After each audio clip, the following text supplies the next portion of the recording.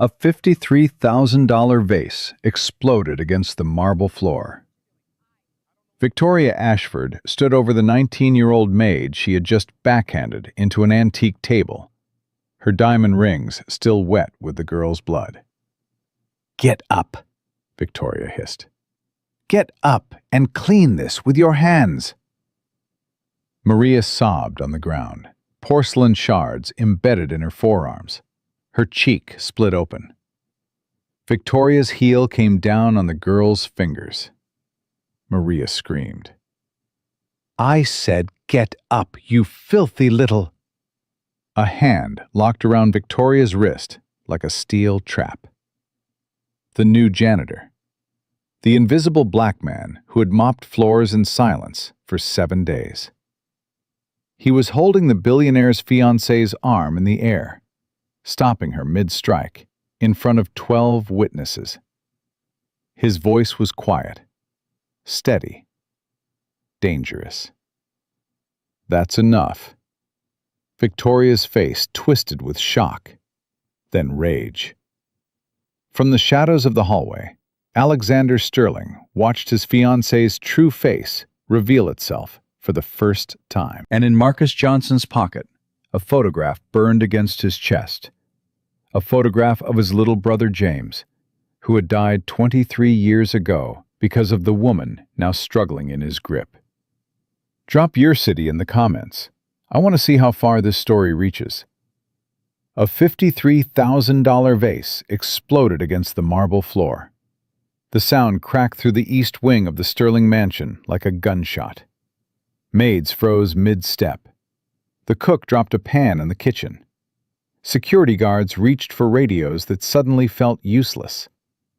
Maria hit the ground among the shards, her temple bouncing off Italian marble, her forearms slicing open on broken porcelain. Blood bloomed across the white floor like spilled wine. Victoria Ashford stood over her, chest heaving, nostrils flaring. Every muscle in her body coiled with fury. "Where is it?" Maria sobbed, trying to push herself up. "Miss Victoria, I don't know what you're—" "My earring!" Victoria's scream echoed off the vaulted ceiling. "My diamond earring, worth more than your entire worthless family! Where is it?" "I didn't take anything. I swear, I never—" Victoria's heel came down on Maria's fingers. The crack was audible. Maria's scream shattered the silence. "Liar!" Victoria ground her heel, twisting. "You were in my room this morning. You touched my jewelry box. I saw the smudges." "I was dusting. Just dusting. Please, please." "Then where is my earring, you thieving little cockroach?" Mrs. Patterson, the head housekeeper, stepped forward. 63 years old, 12 years of service, hands trembling at her sides. "Miss Victoria, perhaps if we just looked more carefully, the earring might have—" Victoria's head snapped toward her. "Did I ask you?" "No, ma'am, but—" "Then shut your mouth before I shut it for you." Mrs. Patterson stepped back. Her eyes dropped to the floor. Victoria turned back to Maria, who was cradling her crushed fingers against her chest, tears and blood streaming down her face. "You have 10 seconds to tell me where you hid it." "I didn't hide anything. Please, God, please believe me." 10. "Miss Victoria." 9. "I have a grandmother. She's sick. I would never risk this job." 8. 7. 6. "Please!" 5. 4. Victoria reached down and grabbed Maria's hair, yanking her head back. 3. Maria was hyperventilating now, her eyes rolling with terror. 2. Victoria's free hand rose high, diamond rings glinting under the chandelier light. 1. Her hand came down and stopped, frozen in midair. Held by a grip so strong, Victoria's shoulder wrenched backward. The new janitor stood behind her. Marcus Johnson, 47 years old, 7 days on the job. He had spoken maybe 30 words in that entire week. He was speaking now. Let her go. 3 words. Quiet. Calm.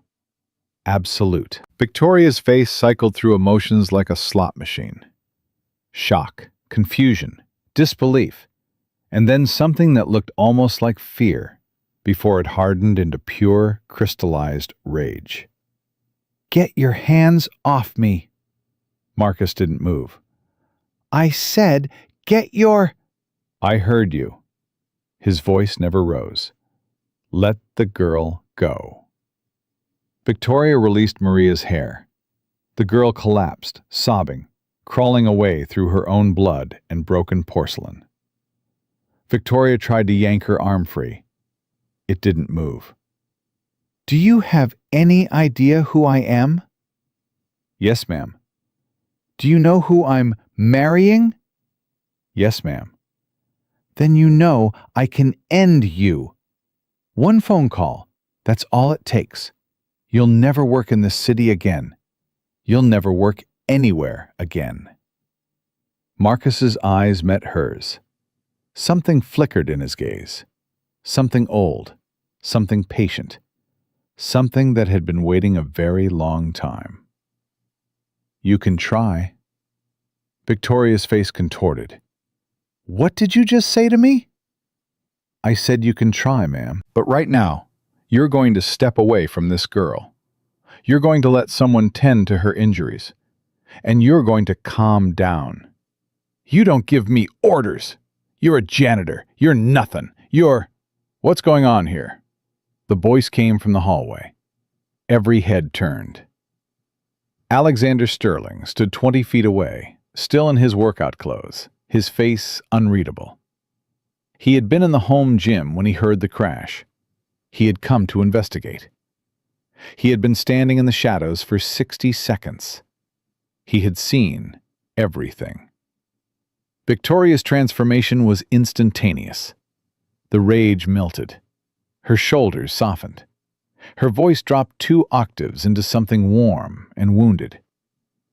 Alexander, thank God. She rushed toward him, her heels clicking on the blood-streaked marble. This man attacked me. He grabbed my arm. He threatened me. I want him arrested. I want him... Stop. 1 word. Victoria froze mid-step. Alexander walked past her without a glance. He crossed to Maria, who was still on the floor, cradling her broken fingers, shaking uncontrollably. He knelt beside her. Can you stand? Maria looked up at him with pure terror. In 3 months of working here, Mr. Sterling had never spoken directly to her. Not once. I don't... It's okay. His voice was gentle. Let me help you. He took her uninjured arm and helped her to her feet. Then he turned to Mrs. Patterson. Take her to the kitchen. Clean and bandage her cuts. Call Dr. Okonkwo. Tell him it's urgent. Possible broken fingers. If he can't come immediately, take her to the emergency room yourself. Yes, sir. Mrs. Patterson rushed forward. She and another maid guided Maria away, leaving a trail of blood droplets on the marble. Only then did Alexander turn to face his fiancée. The silence stretched. 5 seconds. 10 seconds. 15 seconds. Victoria's smile flickered. Darling, I can explain. Can you? She stole from me, Alexander. My diamond earring. The one your mother left you. The one you gave me for our engagement. She took it. Did you see her take it? What? Did you watch her put your earring in her pocket? Did you see her walk out of your room with it? Victoria's mouth opened, closed, opened again. Well, no, but she was the only one who... Was she? Yes, she was cleaning my room this morning and... Mr. Johnson, Marcus straightened. Sir? You were working in the East Wing this morning, replacing light bulbs, I believe? Yes, sir. I was in the hallway outside Miss Ashford's room from 7:30 until 10 o'clock. And who did you see enter or leave her room during that time? Mrs. Patterson entered at 8:15 to open the curtains. She left at 8:22. No one else entered until Miss Ashford herself returned at 9:45. Victoria's eye twitched. He's lying. Is he? Alexander's voice was ice. Mr. Johnson, what exactly did you see Miss Ashford do when she entered her room? Marcus paused. He knew he was walking into dangerous territory, but he also knew the truth was a door that only opened one way. She entered quickly, sir, went straight to her vanity, started going through her jewelry box. After about a minute, she began shouting. Then she came downstairs. Alexander nodded slowly. So, you didn't actually look through your jewelry box until 9:45 this morning. Is that correct, Victoria? Victoria's face flushed. Well, yes, but that doesn't mean... And the earring could have gone missing at any point before then. Last night, yesterday afternoon, last week. She took it, Alexander. These people are all the same. They see nice things and they can't help themselves. They're... These people? Alexander's voice dropped to a whisper that somehow filled the entire room. What people, Victoria? Victoria realized her mistake. Her mouth snapped shut. You mean the people who make your bed every morning? Who cook your meals? Who keep this house running while you sleep until noon and complain that your coffee isn't hot enough? I didn't mean you just stomped on a 19-year-old girl's fingers. You may have broken them. I watched you do it. She was being difficult. She wouldn't tell me. She told you she didn't take your earring. She told you over and over. You just didn't want to hear it. Victoria's eyes welled with tears. Her lower lip trembled. The wounded victim persona slid into place like a mask. I've been under so much stress. The wedding planning, and the caterers keep calling, and my mother won't stop criticizing every choice I make, and I haven't been sleeping and... Mrs. Patterson, the elderly housekeeper stopped at the edge of the room. Yes, sir? In 8 months, since Miss Ashford moved into this house, has she ever struck a member of my staff before today?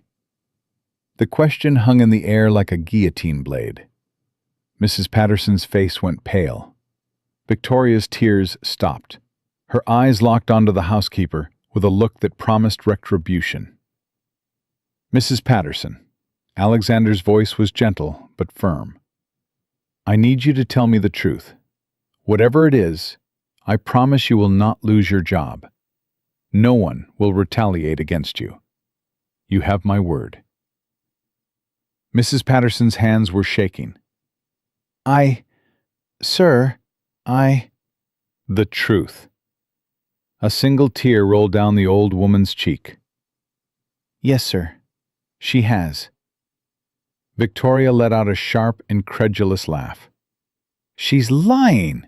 She's always hated me, from the very first day. How many times? Alexander asked, ignoring Victoria completely. Mrs. Patterson swallowed hard. I've lost count, sir. At least once a week. Sometimes more. Who has she struck? Maria, several times. The cook's assistant, the laundry girl. James, the young man who worked security, she slapped him so hard his ear bled. What happened to James? He tried to report it, sir. He came to your office one afternoon when you were away. Miss Ashford found out. And? Mrs. Patterson's voice dropped to a whisper. His visa was revoked 2 weeks later. Immigration came to the house and took him away. He was deported back to Guatemala. Alexander stood completely still. I see. Victoria was shaking her head violently. Lies, all of it. These people are conspiring against me because they're jealous. They see what I have, they see who I'm marrying, and they want to destroy me. Is there anyone else? Alexander asked Mrs. Patterson. Anyone else she's hurt? Threatened? Driven away? The driver, Mr. Collins. The chef we had before Marco. 2 maids before Maria. A gardener's assistant. Mrs. Patterson was crying openly now. Sir, We were all afraid to say anything. She told us she would destroy us if we talked. She said she had connections, lawyers, people who could make our lives miserable. Alexander closed his eyes. When he opened them, something had changed. The warmth was gone. In its place was something cold and hard, like steel that had been tempered in fire. Victoria. Alexander, baby, please. I'm going to ask you one question, and I need you to tell me the truth. If you lie to me, I will know, and it will be over between us. Victoria's face went white. Did you have James deported? The silence stretched for an eternity. Immigration issues are complicated, and he was here illegally and— Did you make a phone call? Did you contact someone? Did you use your connections to have him removed from this country because he tried to report you? Victoria's mask cracked, and behind it, for just a moment, Alexander saw something else. Something cold. Something calculating. Something that had been hiding behind her smile for 8 months. He was going to ruin me, Victoria screamed. He was going to tell everyone lies about me. I had to protect myself. You don't understand what it's like, being in my position, having people constantly trying to bring you down, jealous of everything you have. By having a young man deported? By destroying his entire life? He was nobody. He was nothing. He mopped floors and cleaned windows. Why do you care? Because he was a human being, Victoria. Because he had a life. Because everyone in this house is a human being. And you've been treating them like they're beneath you. Victoria stepped toward him, reaching for his hands. Baby, listen to me. I can change. I'll get therapy. I'll take anger management classes. I'll apologize to everyone. Whatever you want. Just please, please, don't let this ruin us. I love you. I love you so much. Alexander pulled his hands away. I don't think you do. What? I don't think you know what love is, Victoria. I think you know what you want. I think you know how to perform. But love, real love, doesn't look like this. Victoria's tears stopped. Something shifted behind her eyes. You're taking their side? Her voice was changing now, dropping the wounded victim act. Over me? Your fiancée? The woman you asked to marry you? I'm taking the truth's side. The truth? Victoria laughed, a sharp, bitter sound. You want the truth, Alexander? Here's the truth. These people are servants. They exist to serve us. That's the natural order of things. The strong over the weak. The rich over the poor. Stop. No, you stop. Stop pretending you're some kind of saint. You built your fortune on the backs of workers just like these. You think your hands are clean? You think— I said stop. Alexander's voice filled the room. Victoria fell silent. For a long moment, no one moved. I want you to pack a bag, Alexander said quietly. I want you to stay somewhere else tonight. A hotel, a friend's house. I don't care where. I need time to think. Victoria stared at him in disbelief. You're kicking me out? I'm asking you to leave for one night. 1 night? Alexander, the wedding is in 6 weeks. I'm aware. You can't just, after everything I've done for you. What have you done for me, Victoria? Alexander's voice was tired. Honestly, what have you actually done? Victoria's face contorted. I've stood by your side at every event. I've charmed your business partners. I've planned every detail of this wedding. You've charmed people. You've performed. You've put on a show. Alexander shook his head slowly. But behind closed doors, when no one important is watching, You hurt people who can't fight back. You destroy lives for inconvenience. You see human beings as less than human because they work for a living. He took a step back. I need to figure out if that's who I want to spend my life with. Victoria stood frozen. Then something changed. The tears stopped. The trembling stopped. The wounded victim act fell away like a snake shedding its skin. What remained was cold, calculating, dangerous. You're making a mistake, Alexander. Maybe. A very, very serious mistake. Maybe.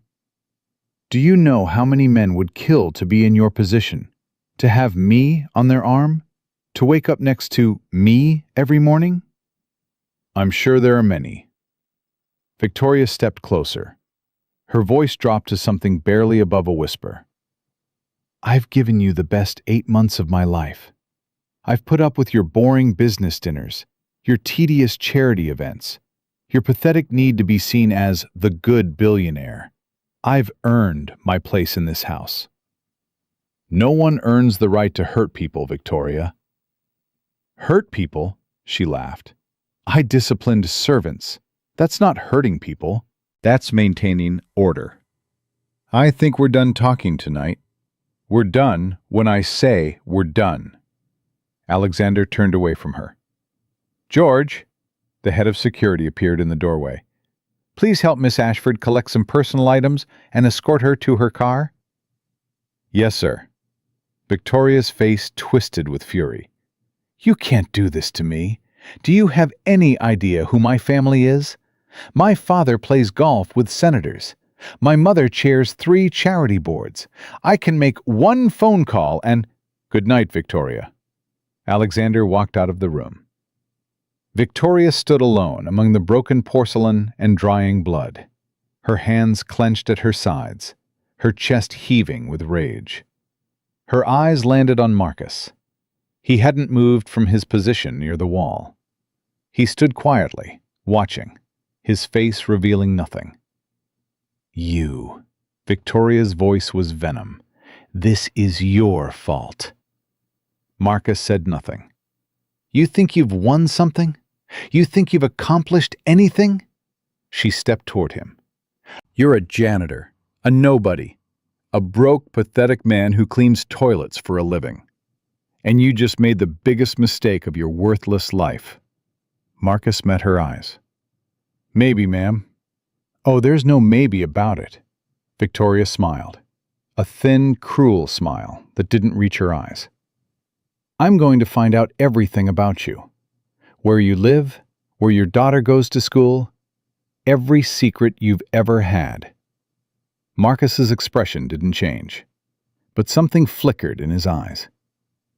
And when I'm done, Victoria continued, you're going to wish you had stayed invisible. You're going to wish you had kept your mouth shut and mopped your floors and stayed in your place.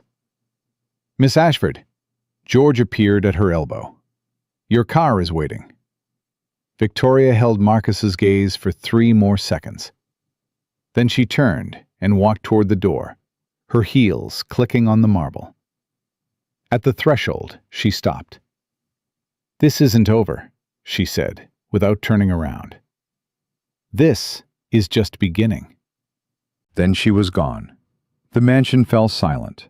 Workers began to emerge from their hiding places, maids who had pressed themselves into corners, cooks who had fled to the kitchen, groundskeepers who had watched through windows. They all looked at Marcus with something between awe and terror. Mr. Johnson, Mrs. Patterson approached him, her voice barely above a whisper.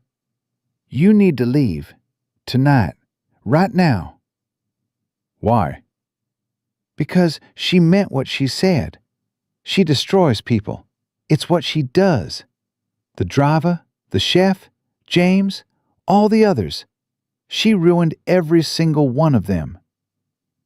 How? She has connections, lawyers, investigators, people who do things for money that no decent person would do. Mrs. Patterson gripped his arm. You have a daughter. Think about her. Please. I am thinking about her. Then go. I'll tell Mr. Sterling you had a family emergency. No one will blame you. Marcus gently removed her hand from his arm. Mrs. Patterson, do you know why I took this job? The old woman blinked. What? Do you know why a 47-year-old man with a bad knee and a sick wife's medical bills would apply for a janitor position at a mansion in the wealthy part of the city? I don't understand. Marcus reached into his pocket. He pulled out a photograph. It was faded, creased, worn soft from years of handling. A young black man smiled at the camera. 17 years old, bright eyes, a future full of promise. This is my brother, James Williams. Mrs. Patterson frowned. 23 years ago, a 17-year-old girl accused him of stealing her jewelry. She said he attacked her when she confronted him. She scratched her own arms to create evidence. Mrs. Patterson's face went pale. My brother spent 2 years in prison for crimes he never committed. When he got out, he wasn't the same. The light was gone from his eyes. Marcus's voice stayed steady, but something burned beneath the surface. 3 months after his release, he took his own life. Oh my God! The girl who destroyed him changed her name, changed her city, buried her past, became someone new. Marcus put the photograph back in his pocket.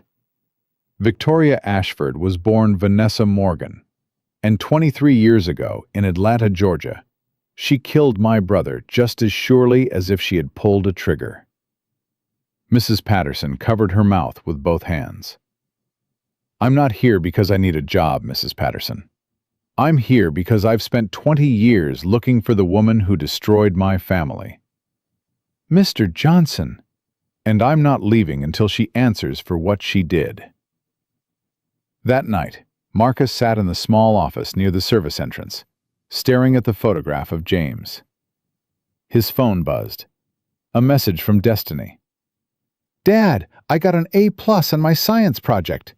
Mr. Rodriguez said it was the best one. Can we celebrate this weekend? Marcus smiled despite everything. That's my girl. I'm so proud of you. We'll definitely celebrate. How about that pizza place you like? Yes, you're the best dad ever. Love you. Love you more, baby. Now go to bed. School tomorrow. Fine. Night, Dad. He put the phone down. 23 years. 23 years of working construction, saving every penny, hiring investigators, following dead ends, never giving up. 3 years ago, he had finally found her. Dorothy Williams, the former housekeeper from the Morgan estate, had contacted him on her deathbed. She had told him everything. The jewelry found behind Vanessa's dresser a week after James's arrest. The scratches Vanessa had inflicted on herself. The money that changed hands to keep the truth buried. And the final cruelty. When James had come back to ask why, Vanessa had called the police. Had him arrested again. Threatened him with more charges. 3 months later, James was dead. And Vanessa Morgan was living in luxury, about to marry a billionaire, treating workers like dirt beneath her designer heels. Marcus looked at his brother's photograph. I found her, James, he whispered. After all this time, I found her. And I promise you, she's going to answer for what she did, no matter what it costs me. The next morning, Marcus arrived at the mansion at 6 a.m. He found his locker broken open. His jacket had been slashed.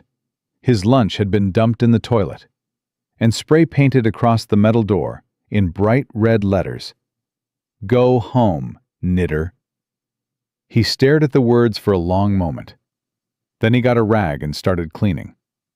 From the window of a black SUV parked across the street, Victoria Ashford watched through binoculars. She smiled as the janitor scrubbed at the paint. Her phone buzzed. She answered without looking. "Did you find anything?" The voice on the other end spoke for 30 seconds. Victoria's smile faded. "What do you mean he changed his name? From what?" More words. Victoria's face went pale. "Williams. His original name was Marcus Williams." The voice confirmed. "James Williams's brother, the boy from Atlanta, the one who—" Victoria's hand began to shake. "That's impossible. That family had nothing. They couldn't afford to—" The voice interrupted. "How long?" Victoria's voice cracked. "How long has he been looking for me?" The answer made her grip the phone so hard her knuckles went white. 20 years? She ended the call. For a long moment she sat in silence, staring at the mansion where the man who had waited 2 decades for revenge was now calmly cleaning a racial slur off his locker. "You think you can destroy me?" she whispered. "You have no idea what I'm capable of." She dialed another number. "It's Victoria. I need you to do something for me. Something permanent." She gave instructions. When she hung up, she was smiling again. Marcus Johnson, Marcus Williams, had no idea what was coming. Inside the mansion, Marcus finished cleaning his locker. He put on his work shirt. He picked up his mop, and he got to work. Because revenge wasn't about rage. It wasn't about violence. It wasn't about matching cruelty with cruelty. Revenge was about patience. And Marcus Johnson had been patient for 23 years. He could be patient a little longer. 3 days passed. Victoria didn't return to the mansion. She stayed at the Ritz-Carlton downtown, making phone calls, gathering information, planning her next move. Alexander had called her twice. She let both calls go to voicemail. Let him stew. Let him wonder. Let him miss her. But Marcus Johnson, Marcus Williams, that was a different matter entirely. She had hired the best private investigator in the city, ex-FBI, the kind of man who could find a needle in a haystack and tell you what brand of steel it was made from. His report arrived on the 3rd morning. Victoria sat in her hotel suite, reading every word. Marcus Williams, born 1977 in Atlanta, Georgia. Older brother of James Williams, deceased 2002. Mother Dorothy Williams, deceased 2021. Father Robert Williams, deceased 1995. She kept reading. After James's death, Marcus had worked construction for 15 years. Married in 2008 to a woman named Sandra. One daughter, Destiny, born 2012. Sandra diagnosed with stage 4 breast cancer in 2019. Died in 2021, 3 months after Marcus's mother. Victoria paused at that. 2 deaths in 3 months, his wife and his mother. She felt nothing. She kept reading. Medical bills from Sandra's treatment, $847,000. Marcus had sold everything, his house, his truck, his tools. He had taken out loans. He had worked double shifts, and still, when Sandra died, he was left with nothing but debt and a 9-year-old daughter. For the past 3 years, he had lived in a 1-bedroom apartment in the Riverside district, the bad part of town. He worked whatever jobs he could find: construction, janitorial, warehouse. His daughter attended public school. They lived paycheck to paycheck. And through all of it, he had never stopped searching for Vanessa Morgan. Victoria closed the report. 20 years. He had spent 20 years looking for her. Through poverty, through loss, through grief that would have broken most men. And now he was in her house, mopping her floors, watching her every move. She picked up her phone and dialed. "It's me. I need you to move faster. I want him gone by the end of the week." The voice on the other end asked how far she wanted to go. Victoria looked out the window at the city below. As far as necessary. She hung up. Then she called Alexander. Time to win back her fiancé. At the mansion, Marcus was replacing a broken hinge on the service entrance door when Mrs. Patterson found him. "Mr. Johnson." He looked up. The old woman's face was pale. Her hands were shaking. "What is it?" "Someone from Child Protective Services is here. They're asking about your daughter." Marcus's blood went cold. "What?" "They said they received an anonymous report, something about neglect. They want to speak with you, immediately." Marcus set down his tools. His heart was pounding, but he kept his voice steady. "Where are they?" "The front parlor. Mr. Johnson." Mrs. Patterson grabbed his arm. "This is her. You know that, right? This is Victoria." "I know." "What are you going to do?" Marcus looked at her for a long moment. "I'm going to tell the truth. That's all I've ever done." He walked toward the front of the house. The CPS worker was a woman in her 50s with gray hair and tired eyes. She introduced herself as Margaret Chen. She had a clipboard and a folder thick with documents. "Mr. Williams?" Marcus didn't flinch at the use of his real name. "Yes, ma'am." "I need to ask you some questions about your daughter, Destiny. We've received a report expressing concern about her living conditions and your ability to provide adequate care." "What kind of report?" "I'm not at liberty to discuss the source, but I will need to visit your home and speak with your daughter directly." Marcus nodded slowly. "Ma'am, I don't know what you've been told, but my daughter is healthy, happy, and loved. She gets straight A's. She's never missed a day of school. Her teachers will tell you she's one of the best students in her class." "I'm sure that's true, Mr. Williams, but we still need to investigate all reports." "When?" "Today, this afternoon. I'll need your home address." Marcus gave it to her. He had nothing to hide. His apartment was small, but it was clean. The refrigerator was full. Destiny had her own bed, her own desk, her own space to study. But he knew how these things worked. He knew that a determined person with resources could twist anything into something ugly. "Is there anything else you need from me right now?" "Just one more thing."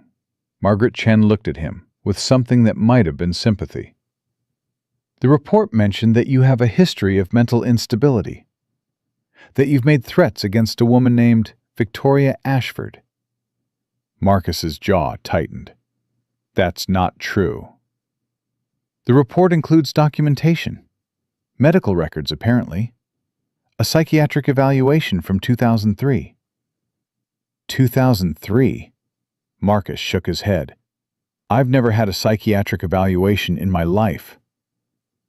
"The documents appear authentic, Mr. Williams." "They're forged." Margaret Chen made a note on her clipboard. "We'll look into that. In the meantime, I'll see you at your apartment at 4 p.m. She left. Marcus stood alone in the parlor, his fists clenched at his sides.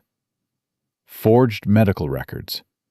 An anonymous CPS report. A woman with unlimited resources and no conscience. This was just the beginning, he knew that. Victoria was going to come at him with everything she had. But she didn't know what he had. She didn't know about Dorothy Williams. She didn't know about the deathbed confession. She didn't know about the evidence that had been gathering dust in a safe deposit box for 3 years, waiting for the right moment. She thought she was hunting him. She had no idea he was hunting her. That afternoon, Margaret Chen arrived at Marcus's apartment exactly at 4 p.m. Destiny was home from school, sitting at the kitchen table doing homework. She looked up when the strange woman entered. "Dad? Who's this?" "This is Mrs. Chen, baby. She's from the government. She just needs to ask some questions and look around." Destiny frowned. "Why?" It's routine, Marcus said. Nothing to worry about. Margaret Chen spent 30 minutes in the apartment. She checked the refrigerator. She looked in the cabinets. She examined Destiny's room. Her bed neatly made, her books organized on a shelf, her science project trophy displayed on the dresser. She talked to Destiny alone for 15 minutes while Marcus waited in the kitchen. When she emerged, her expression had softened. "Mr. Williams, I want to be honest with you." "Please." "This report doesn't match what I'm seeing. Your daughter is articulate, well-adjusted, clearly loved.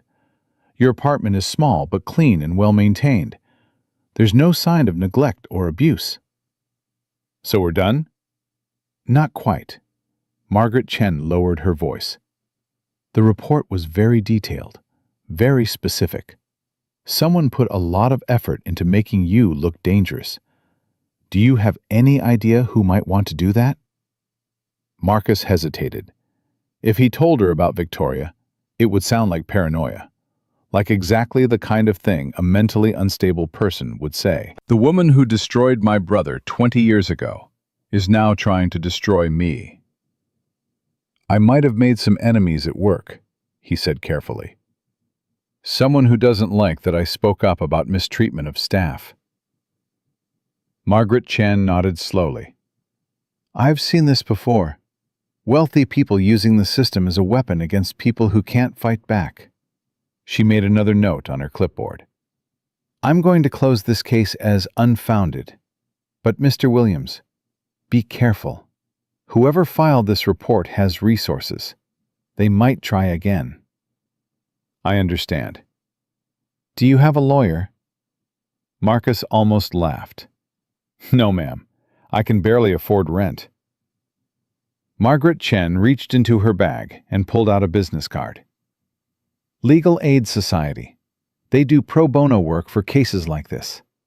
If you get another visit from CPS, or if anything else happens, call them immediately." Marcus took the card. "Thank you." Margaret Chen looked at Destiny, who had returned to her homework. "She's a good kid. You're doing something right." Then she was gone. Marcus stood in the kitchen for a long moment, staring at the business card. The first shot had been fired. Victoria was coming for his daughter. That changed everything. He pulled out his phone and dialed a number he hadn't called in 3 years. "Dorothy, it's Marcus. I need the documents. All of them. It's time." The next morning, Marcus arrived at the mansion to find Alexander Sterling waiting for him at the service entrance. "Mr. Johnson, may I speak with you?" "Of course, sir." They walked together through the garden. The morning sun cast long shadows across the manicured lawn. "I owe you an explanation," Alexander said, "about Victoria." "Sir, you don't owe me anything." "Yes, I do." Alexander stopped near a stone bench, but didn't sit. "She's coming back. Tonight. I've agreed to give her another chance." Marcus said nothing. "I know what you're thinking," Alexander continued. "After everything you saw, after everything Mrs. Patterson told me, how can I let her back in this house?" "It's not my place to judge, sir." "Maybe not, but I want you to understand." Alexander ran a hand through his hair. "I've been alone most of my life. My mother died when I was 14. My father was never really present. Always working, always traveling. I raised myself, essentially. Built my business from nothing." "That's impressive, sir." "It's lonely." Alexander looked at Marcus directly. "When Victoria came into my life, she made me feel like I wasn't alone anymore. Like I finally had someone who was on my side. Someone who wanted to build a life with me. And now? Now I don't know what I have. I don't know who she really is. But I can't just throw away 2 years without giving her a chance to explain, to change." Marcus chose his next words carefully. "Sir, Can I tell you something my father used to say? Please. He said, when someone shows you who they are, believe them. Not who they tell you they are, not who they promise to become, who they actually are when they think no one's watching. Alexander was quiet for a long moment. You think she can't change? I think the way a person treats people who can't fight back tells you everything you need to know about their character. And the way she treated Maria was not a moment of stress, sir. It was a pattern. Ask anyone who works here. Alexander nodded slowly. I appreciate your honesty, Mr. Johnson. Most people wouldn't risk their job to tell me something I don't want to hear. With respect, sir, the truth is more important than my job. Alexander studied him for a long moment. You're not just a janitor, are you? Marcus felt his heart rate increase. Sir? I've been thinking about you since that first day. The way you held Victoria's arm, the way you spoke, the way you carry yourself. Alexander's eyes narrowed slightly. Men who clean floors for a living don't usually project that kind of authority, that kind of purpose. I've lived a lot of life, sir. That's all. Is it? The question hung in the air. Marcus knew he was at a crossroads. He could tell Alexander everything right now. The truth about Victoria, about James, about 20 years of searching. But if he did, Victoria would spin it. She would say Marcus was deranged, obsessed, dangerous. She would use his grief as evidence of instability. And Alexander, who still loved her despite everything, might believe her. No, the truth had to come out on its own terms, at the right moment, when there was no room for doubt. I'm just a man trying to do right by his daughter, sir. That's all. Alexander held his gaze for another moment. Then he nodded. Fair enough. But Mr. Johnson, if there's something you're not telling me, something I need to know, I hope you'll trust me enough to share it eventually. If there is, sir, you'll be the first to know. They parted ways. Marcus went back to work, but his mind was racing. Alexander was smarter than Victoria gave him credit for. He was already asking questions, already sensing that something didn't add up. The dominoes were starting to fall. Victoria returned to the mansion that evening. Marcus was cleaning the second-floor hallway when he heard her heels clicking on the marble below. He moved to the balustrade and looked down. She swept into the foyer, wearing a cream-colored dress and a smile that could have sold toothpaste. Alexander met her at the door. They embraced. She kissed his cheek. They walked toward the sitting room together, her arm linked through his. At the last moment, Victoria looked up. Her eyes met Marcus's. The smile never wavered, but something flickered behind it, something cold and knowing. She held his gaze for 3 seconds. Then she turned away and disappeared into the sitting room with her fiancé. Marcus went back to mopping the floor. 2 hours later, there was a staff meeting. Victoria had called it. All workers were required to attend. They gathered in the service hall: maids, cooks, groundskeepers, security. About 30 people in total. Marcus stood at the back, near the door. Victoria stood at the front, Alexander beside her. I want to start by apologizing, Victoria said. Her voice was warm, humble, perfectly pitched. What happened last week was inexcusable.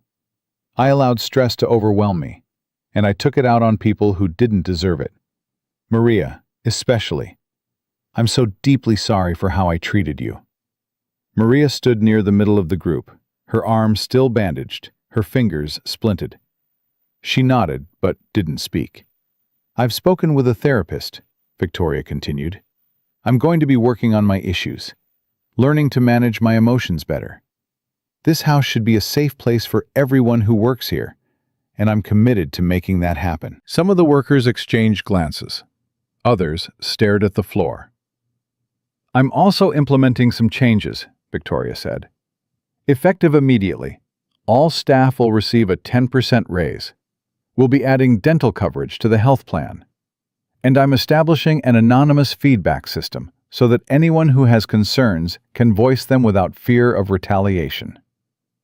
A murmur rippled through the group. I know I have a lot of trust to rebuild. I'm not asking you to forgive me overnight, but I am asking you to give me a chance to prove that I can be better. She smiled, that perfect, practiced smile. Thank you all for your hard work. You're dismissed. The workers filed out, whispering among themselves. Mrs. Patterson fell into step beside Marcus. Do you believe any of that? No. Neither do I. The old woman shook her head. A tiger doesn't change its stripes, Mr. Johnson. She's just learned to hide them better. I know. So what do we do? Marcus looked back toward the service hall, where Victoria was still talking with Alexander, her hand resting on his arm, her body angled toward him in a pose of perfect devotion. We wait, and we watch, and we give her enough rope to hang herself. The next evening, Marcus received a visitor. He was leaving the mansion after his shift when a black sedan pulled up to the service entrance. The back window rolled down. A woman's face appeared. Old, weathered, framed by gray hair. Marcus's heart stopped. Dorothy? Get in the car, Marcus. We need to talk. He climbed into the back seat. The sedan pulled away from the mansion. Dorothy Williams. No relation to his family, just a coincidence that had always felt like fate. Looked at him with eyes that had seen too much. I got your message. I brought everything. She handed him a thick manila envelope. It's all there. The original police report, the court transcripts, my written testimony. And this, she pulled out a small object wrapped in cloth. What is it? The earring. The one they said James stole. Dorothy unwrapped it to reveal a diamond stud. Vanessa's mother gave it to me when she fired me. Said I could pawn it since I was going to be destitute anyway. I think she meant it as cruelty, but I kept it, as proof. Marcus stared at the earring. How does this prove anything? Because I had it tested. 3 years ago, when I decided to finally tell you everything. Dorothy's voice was heavy with old guilt. The insurance claim from 1999 lists a specific diamond. Unique cut, unique clarity rating. This earring matches that description perfectly. Meaning? Meaning it was never stolen. Meaning James never touched it. Meaning everything Vanessa said was a lie, and I have physical proof. Marcus closed his eyes. 23 years. 23 years of wondering if maybe, somehow, his brother had actually done something wrong. If maybe the system hadn't completely failed. If maybe there was some piece of the story he didn't understand. And now, in his hands, proof that James was innocent. That he had always been innocent. That he had died for nothing. Why now? Marcus asked quietly. Why did you wait so long to come forward? Dorothy's eyes filled with tears. Because I was afraid. The Morgans were powerful people. They made it clear that if I ever talked, they would destroy me. And after what happened to James, she shook her head. I was a coward, Marcus. I watched that girl lie under oath and I said nothing. I watched your brother go to prison and I said nothing. I watched him take his own life and still, I said nothing. So why now? Because I'm dying. Dorothy wiped her eyes. Pancreatic cancer. 3 months, maybe 4. And I can't meet my maker with this on my conscience. Marcus reached out and took her hand. What happened to James wasn't your fault, wasn't it? I could have testified. I could have told the truth. I could have saved him. They would have destroyed you, just like they destroyed everyone else who got in their way. Maybe, but at least I would have tried. Dorothy squeezed his hand. I'm tired of being a coward, Marcus. That's why I called you 3 years ago. That's why I'm here now. Use what I've given you. Make them pay for what they did. I intend to. But Marcus, Dorothy's grip tightened. Be careful. Victoria, whatever she's calling herself now. She's dangerous. More dangerous than you know. I know exactly what she is. Do you? Dorothy leaned closer. Did you know she's done this before? Not just James. There were others. At least 2 other young men who worked for her family over the years. One of them disappeared completely. Went to Mexico, they said. But no one ever heard from him again. The other had a mental breakdown. Last I heard, he was in a psychiatric facility. Marcus felt a chill run down his spine. She destroys people. It's what she does. It's what she's always done. Dorothy's voice dropped to a whisper. And now she knows you're coming for her. She's not going to wait for you to make your move. She's going to strike first. Let her try. Marcus, listen to me. Your daughter. I know. CPS already came. Dorothy's face went pale. It's already starting. You need to move faster. You need to... A loud honk interrupted her. Another car had pulled up alongside them. The driver of Marcus's sedan swore and swerved. Marcus caught a glimpse of the other vehicle, a black SUV with tinted windows. Who is that? I don't know. Dorothy's voice was tight with fear. But we need to go, now. The sedan accelerated. The SUV followed. For 10 minutes, they wound through city streets, the SUV never more than 50 feet behind. Finally, the sedan pulled into a crowded shopping center parking lot. The SUV slowed, seemed to consider following, then drove past and disappeared around the corner. The driver exhaled. Lost them. Dorothy was shaking. She knows, Marcus. She knows I talked to you. She's been watching you. Probably watching me, too. How would she know about you? I don't know.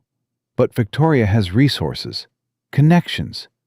If she hired the right investigator, they could have found out about the Morgan family's old servants. Could have tracked me down. Marcus looked at the manila envelope in his hands. I need to move faster. You're right. I was planning to wait, to find the perfect moment, but there is no perfect moment. There never is. Dorothy grabbed his arm. Go to the police. Go to a journalist. Go to Alexander Sterling himself. But do it now, before she can bury this again. The police won't care about a 23-year-old case. Then go to a journalist. Someone who covers wealthy families. Someone who would love to expose a billionaire's fiancé as a liar and a monster. Marcus considered this. Do you know anyone? No, but I know someone who might. Dorothy pulled out a slip of paper and wrote down a name and number. Samuel Okafor. He was James's best friend in high school. Lost touch with your family after everything happened, but I tracked him down a few years ago. He's a journalist now. Works for the Tribune. Marcus took the paper. He'd be interested in this story? He never believed Vanessa's accusations. Not for a second. He tried to help James after his release, but... Dorothy's voice caught. It was too late by then. Marcus stared at the name. Samuel Okafor. James's best friend. A journalist with a personal connection to the story. Maybe Dorothy was right. Maybe it was time to stop waiting. Thank you, Dorothy, for everything. Don't thank me. Just finish what I should have started 23 years ago. She wiped her eyes. And Marcus, when this is over, when Victoria pays for what she did, will you come see me? Tell me it's done? I promise. Dorothy nodded. Then she leaned forward and spoke to the driver. Take him home. Make sure you're not followed. 20 minutes later, Marcus stood outside his apartment building. The sedan was gone. The street was quiet. He looked at the manila envelope in his hands. 23 years of searching. 23 years of grief. 23 years of waiting for justice. And now, finally, he had what he needed to destroy Victoria Ashford. He started toward the building entrance and stopped. Something was wrong. The lights in his apartment were off. Destiny always left the kitchen light on when she was home. It was their signal, a way for Marcus to know she was safe before he even got to the door. The light was off. Marcus ran. He took the stairs 3 at a time, his bad knees screaming in protest. He reached his door. It was closed, but not locked. He pushed it open. Destiny? Silence. He moved through the apartment. Kitchen, empty. Living room, empty. Her bedroom, empty. But there was something on her bed. A piece of paper. Marcus picked it up with trembling hands. 2 sentences, typed. No signature. Your daughter is safe. For now. Back off, or that changes. Marcus's legs gave out. He collapsed onto Destiny's bed, the paper crumpling in his fist. Victoria had taken his daughter. The walls of the small bedroom seemed to close in around him. His chest tightened, his vision blurred. 23 years ago, Victoria had taken his brother. Now she had taken his child. History was repeating itself. Unless he stopped it. Marcus forced himself to breathe, forced himself to think. Call the police. That was the obvious move. But Victoria would have planned for that. She would have an alibi. She would claim she knew nothing. She would suggest that Marcus was unstable. Look, there were already CPS reports, psychiatric evaluations, a history of obsession. By the time the police sorted through her lies, Destiny could be anywhere. No, the police wouldn't help. Not fast enough. He needed leverage. Something that would force Victoria to release Destiny immediately. He looked at the manila envelope, still clutched in his other hand. The evidence. The proof. The weapon he had spent 20 years gathering. He had planned to use it to destroy Victoria slowly, methodically, publicly. Now he would use it to save his daughter. He pulled out his phone and dialed the number Dorothy had given him. Samuel Okafor. Mr. Okafor, my name is Marcus Williams. I'm James Williams's brother. A long pause. James Williams. My God. Samuel's voice was heavy with old pain. I haven't heard that name in years. I need your help. Tonight. It's about the woman who destroyed him. What are you talking about? Vanessa Morgan. She goes by Victoria Ashford now. She's engaged to Alexander Sterling. The billionaire? Wait, are you saying... I'm saying I have proof that she lied. Proof that James was innocent. And I'm saying that right now, tonight, she has kidnapped my 12-year-old daughter to stop me from going public. Jesus Christ. I need you to meet me. 1 hour. I'll give you everything I have. Where? Marcus gave him an address. I'll be there, Samuel said. And Marcus, whatever you're planning, be careful. If she's capable of what you're describing, she's capable of anything. I know exactly what she's capable of. He hung up. Then he made one more call. Mrs. Patterson? It's Marcus Johnson. I need you to get a message to Alexander Sterling. Tell him Victoria has taken my daughter. Tell him to come to the Sterling Industries building, roof level, in 2 hours. Mr. Johnson, what are you... Just deliver the message. Please. I will, but Marcus... The old woman's voice trembled. Be careful. I'm past careful, Mrs. Patterson. I'm all the way to desperate." He hung up. He looked around his daughter's empty room one last time. Her science trophy, her books, her stuffed animals from when she was younger, still arranged on her pillow because she couldn't bear to get rid of them. "I'm coming, baby," he whispered. "Daddy's coming." Then he walked out the door. Marcus met Samuel Okafor in a 24-hour diner 3 miles from downtown. The journalist was already seated when Marcus arrived.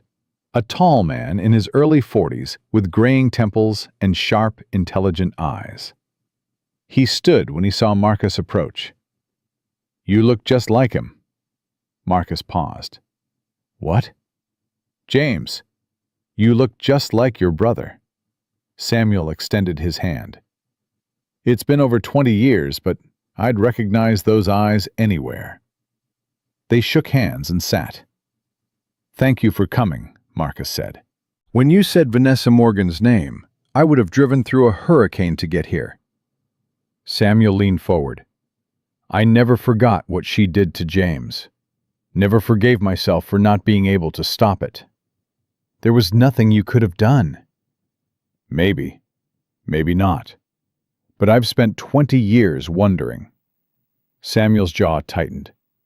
"She destroyed the best friend I ever had, and she walked away without a scratch. Do you know how many nights I've dreamed about making her pay?" "I have some idea." Marcus pulled out the manila envelope and slid it across the table. "What's this?" "Everything. Police reports, court transcripts, witness testimony from Dorothy Williams. She was a housekeeper for the Morgan family. And this." Marcus unwrapped the cloth to reveal the diamond earring. "The earring she claimed James stole. She had it the whole time. It was never missing." Samuel stared at the earring like it was a loaded gun. "You're telling me this is the same earring from the case?" "Dorothy had it tested. The insurance claim from 1999 describes a specific diamond. Unique cut, unique clarity grade. This matches perfectly." Jesus. Samuel picked up the envelope and began flipping through the documents. This is everything. This could blow her entire life apart. That's the idea." Samuel looked up sharply. "But you said she took your daughter. That changes the equation. If we go public with this, she might hurt Destiny. I know." Marcus's voice was steady, but his hands were shaking. "That's why I need your help with something else first." "What?" "I need you to run interference. Create enough noise that Victoria thinks she's under attack from multiple directions. While she's distracted, I'm going to get my daughter back." "How?" "I'm meeting Alexander Sterling in 90 minutes, on the roof of Sterling Industries." Samuel's eyebrows shot up. "The billionaire? Why would he help you?" "Because I'm going to tell him the truth. About Victoria, about James, about everything." Marcus took a breath. "And because I hope, he's not the kind of man who would let an innocent child suffer for his fiancée's crimes. That's a hell of a gamble. It's the only play I have." Samuel was quiet for a long moment. Then he nodded. "What do you need me to do?" "Start making calls. Your editor, other journalists, anyone who might be interested in the story of a billionaire's fiancée with a secret past. Don't publish anything yet. Just create buzz. Make Victoria think the walls are closing in. And if she panics, if she does something to your daughter, that's why I need to move fast. The more pressure she feels, the more likely she is to make a mistake. And when she does, I'll be there." Samuel studied him for a long moment. "You know this could get you killed." "I know. And you're doing it anyway." "She has my daughter." Marcus's voice cracked for the first time. "She has my baby girl. I would walk through fire for that child. I would walk through hell." Samuel reached across the table and gripped Marcus's shoulder. "Then let's burn it all down." Across town, Victoria Ashford was having a very different conversation. She sat in a private room at the Ritz-Carlton, her phone pressed to her ear, her manicured nails tapping against a glass of untouched champagne. "Is she secure?" The voice on the other end confirmed. "Good. And the father?" More words. Victoria's lips curled into a smile. "He's panicking. Perfect. Let him stew for a few hours. By morning, he'll agree to anything." The voice asked a question. "No, we're not going to hurt the girl. Not unless we have to." Victoria examined her nails. "I'm not a monster. I just need leverage." Once Marcus Williams agrees to disappear, to take his pathetic little evidence and vanish, we release the daughter and everyone goes home happy. The voice expressed doubt. "Trust me, I know men like him. He spent 20 years searching for me because he couldn't let go of the past. He'll spend another 20 years in hiding if it means keeping his daughter safe." Victoria sipped her champagne. "Martyrdom is easy. Parenthood is hard. He'll choose her." The voice confirmed and hung up. Victoria set down her phone and stared at the wall. 20 years. He had spent 20 years hunting her. She had to admit, there was something almost impressive about that level of dedication. Most people would have given up after the first decade. Most people would have accepted that justice wasn't coming, that the rich always won, that some wounds never healed. But not Marcus Williams. He had kept searching, kept digging, kept believing that someday, somehow, he would find her and make her pay. And he had. He had found her. But he had made one critical mistake. He had waited too long. If he had come for her 10 years ago, when she was still Vanessa Morgan, still living off her family's diminishing fortune, she might have been vulnerable. She might have been exposed. But now? Now she was Victoria Ashford, fiancée of Alexander Sterling, connected to the most powerful families in the city, protected by lawyers, publicists, and enough money to bury any scandal. Marcus Williams had no idea what he was up against. Her phone buzzed. A text from Alexander. "Someone named Mrs. Patterson says I need to meet Marcus Johnson at Sterling Industries tonight. What's going on?" Victoria's blood went cold. Mrs. Patterson. That old bitch. She typed quickly. "Don't know what she's talking about. The janitor is clearly mentally unstable. I've been warning you about him. Please don't engage." Alexander's response came 30 seconds later. "He's been nothing but respectful since he started. Why would he claim you kidnapped his daughter?" Victoria's fingers flew across the screen. "What? That's insane. I haven't kidnapped anyone. He's delusional, Alexander. This is exactly what I was afraid of. He's been obsessed with me since day one." A long pause. Then, "I'm going to meet him. Hear what he has to say." "Alexander, please. This man is dangerous. He could be planning to hurt you." "I'll have security with me. But I need to know the truth." Victoria stared at the phone. The truth. That was the one thing she could never let Alexander discover. She made a decision. "I'm coming with you." "Victoria, that's not a good idea." "He's making accusations against me. I have a right to defend myself. I have a right to face my accuser." Another pause. Then, "Fine. Meet me at the building in 1 hour." Victoria smiled. Perfect. If Marcus Williams wanted a confrontation, she would give him one. And by the time it was over, he would be the one looking like a lunatic. She picked up her phone and dialed another number. "Change of plans. Bring the girl to Sterling Industries. The roof. 1 hour." The voice on the other end questioned. "Because I'm ending this tonight. All of it. One way or another." She hung up. Then she walked to the closet and selected her outfit carefully. If this was going to be her final performance, she needed to look the part. Marcus arrived at Sterling Industries 50 minutes later. The building was a monument to modern architecture. 60 stories of glass and steel that reflected the city lights like a mirror. During the day, it hummed with thousands of employees. At night, it stood silent and nearly empty. Security was waiting for him in the lobby. "Mr. Johnson?" "Yes." "Mr. Sterling is expecting you.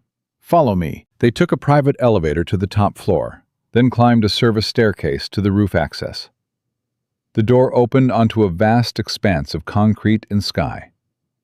Alexander Sterling stood near the edge, looking out over the city. He turned when he heard footsteps. "Mr. Johnson, thank you for coming." "Thank you for agreeing to meet me, sir." Alexander studied him for a long moment. "Mrs. Patterson said Victoria kidnapped your daughter. That's a serious accusation." "It's the truth." "Do you have proof?" "I have a note." Marcus pulled the crumpled paper from his pocket. "I came home tonight to find my daughter gone. This was on her bed." Alexander took the note and read it. "Your daughter is safe, for now. Back off, or that changes." His face darkened. "This doesn't mention Victoria specifically." "It doesn't need to. She's the only one who would want me to back off. She's the only one I've been threatening." "Threatening how?" Marcus took a deep breath. This was the moment he had been preparing for over 20 years. "Sir, my name isn't Marcus Johnson. It's Marcus Williams. 23 years ago, your fiancée, her real name is Vanessa Morgan, accused my younger brother James of theft and assault. He was innocent. She lied. But he went to prison anyway." Alexander's expression shifted. "What?" "James spent 2 years in prison for crimes he never committed. When he got out, he was broken. 3 months later, he took his own life." That's a hell of an accusation." "I have proof." Marcus pulled the manila envelope from inside his jacket. "Police reports, court transcripts, testimony from a former housekeeper who witnessed the entire thing. And this." He unwrapped the diamond earring. The earring Vanessa claimed James stole. She had it the entire time. It was never missing. Alexander stared at the earring, then at the documents. "How do I know any of this is real?" "Have it tested. Have your lawyers verify the documents." "Call the investigator I hired. His number is in the envelope. Everything I'm telling you can be confirmed." "And why would Victoria do something like this? What possible reason?" "Because she's cruel." Marcus's voice hardened. "Because she enjoys hurting people who can't fight back. Because she did it to your workers, and she's been doing it her whole life." Alexander was quiet for a long moment. "I've known Victoria for 2 years. She's never showed you who she really is. But the people who work for you? They know. They've always known. Ask Mrs. Patterson. Ask Maria. Ask anyone who's been in that house when you weren't watching." Alexander closed his eyes. "I've already asked them, after what happened last week." "And what did they tell you?" "Things I didn't want to hear." The roof access door opened. Victoria Ashford stepped out, followed by 2 men in dark suits. Behind her, held firmly by the arm, was a 12-year-old girl with terrified eyes. "Destiny." "Dad!" Marcus lunged forward, but the 2 men stepped in front of him, blocking his path. "Let her go!" Marcus shouted. "She's a child. She has nothing to do with this." Victoria smiled serenely. "She has everything to do with this, Marcus. Or should I call you by your real name? Marcus Williams. James Williams's brother. The man who spent 20 years hunting me like some kind of deranged vigilante." Alexander stared at Victoria. "You told me you didn't know anything about his daughter." "I lied." Victoria shrugged elegantly. "I've been lying to you about a lot of things, Alexander. But I was planning to stop once we were married." Once you had access to my money, you mean? Victoria's smile flickered. You've been reading his propaganda. I've been reading court documents, police reports, testimony from people who have no reason to lie. They're forgeries. All of it. He's been planning this for years. The insurance records for your family's diamond earring aren't forged. I called my lawyer while I was waiting. He's already confirmed the claim numbers match. Alexander's voice was ice. The earring you said was stolen was never missing. You framed an innocent man. That was 20 years ago. I was 17. I made a mistake. A mistake that sent a man to prison. A mistake that destroyed his life. A mistake that led to his suicide. Alexander stepped toward her. And you never told anyone the truth. You just reinvented yourself and moved on like nothing happened. Because nothing did happen. Some random servant went to prison. So what? People go to prison all the time. It's not my fault he couldn't handle it. Destiny whimpered. Victoria's grip on her arm tightened. None of that matters right now, Victoria said, her voice turning hard. What matters is that Marcus Williams is going to take his pathetic little evidence and disappear. Forever. Or his daughter is going to have a very unfortunate accident. Let her go, Victoria. Make me. Alexander turned to the two men flanking Victoria. Do you know who I am? The men exchanged glances. I am Alexander Sterling. This is my building. Those are my security cameras recording everything you do. Alexander's voice dropped to a whisper that somehow carried across the roof. If anything happens to that child, I will personally ensure that you spend the rest of your lives in prison. Both of you. Do you understand? The men's confidence wavered. Victoria's face twisted with fury. They work for me! They work for money, and I have more of it than you ever will. Alexander reached into his pocket and pulled out his phone. My head of security is standing by in the lobby. One word from me, and 20 armed guards flood this roof. Is that what you want? You wouldn't. Try me. The standoff stretched for 10 seconds. 20. 30. Then one of the men stepped back. I didn't sign up for this, he muttered. Kidnapping kids, threatening a billionaire. This is way above my pay grade. Get back here, Victoria shrieked. But the second man was already retreating too. Sorry, Miss Ashford. This isn't what we agreed to. They disappeared through the roof access door. Victoria stood alone, still gripping Destiny's arm, her perfect facade crumbling in real time. This isn't over, she hissed. I still have the girl. I still have... Marcus moved. 20 years of grief, 20 years of rage, 20 years of waiting.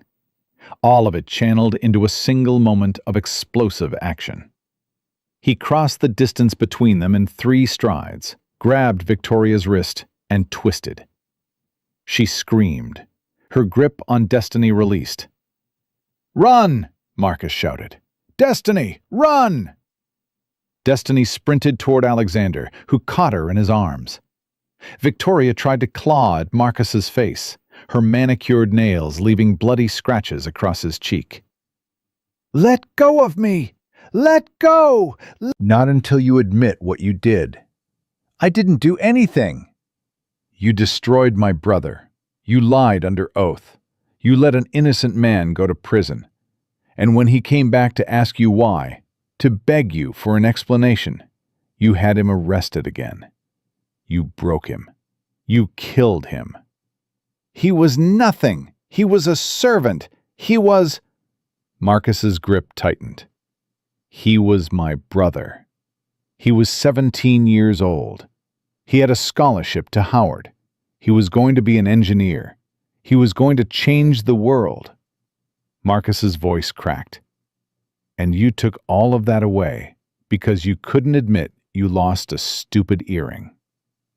Victoria stopped struggling. For a moment, just a moment, something flickered behind her eyes. Something that might have been guilt, might have been shame, might have been the ghost of the girl she had been before she learned that cruelty was easier than kindness. "I didn't mean for him to die," she whispered. "I just wanted him to go away." I just wanted everyone to stop asking questions. But he did die, and you never told anyone the truth. You just kept living your life like nothing happened. What was I supposed to do? Confess? Go to prison? Ruin my life because some innocent person suffered for your lies? Marcus released her wrist. Yes, that's exactly what you were supposed to do. Victoria staggered backward, rubbing her arm. You don't understand. You could never understand. People like you think the world is fair. You think justice exists. But it doesn't. The only thing that matters is power. The only thing that protects you is money.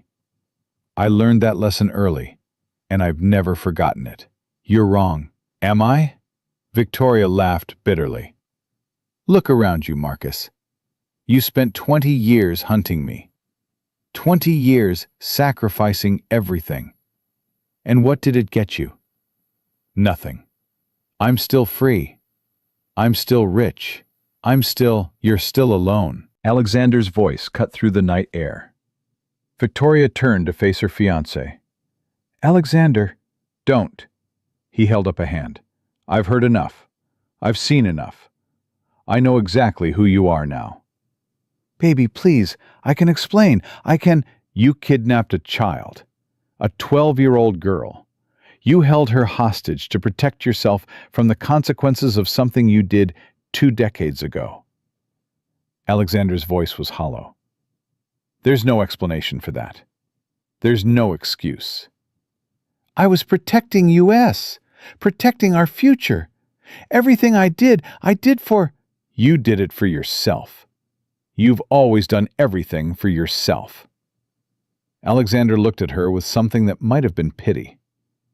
I feel sorry for you, Victoria. I really do. You've spent your whole life hurting people, manipulating people, destroying anyone who gets in your way. And for what? So you could end up here, on this roof, completely alone? I'm not alone. You have nothing. The wedding is off. Your access to the mansion will be revoked by morning, and everything in this envelope, he held up the manila folder, is going to the police. Tonight. Victoria's face went white. You can't do this to me. I'll destroy you. I'll tell everyone you... Tell them what? That I refuse to marry a woman who kidnaps children and frames innocent people for crimes they didn't commit? Alexander shook his head. I'll take my chances. Victoria stood frozen. For the first time in her life, she had no moves left. No leverage. No power. She was just a woman on a rooftop, watching everything she had built crumble around her. This isn't fair, she whispered. This isn't fair. No, Marcus said quietly. It isn't. Just like it wasn't fair when my brother went to prison for something he didn't do.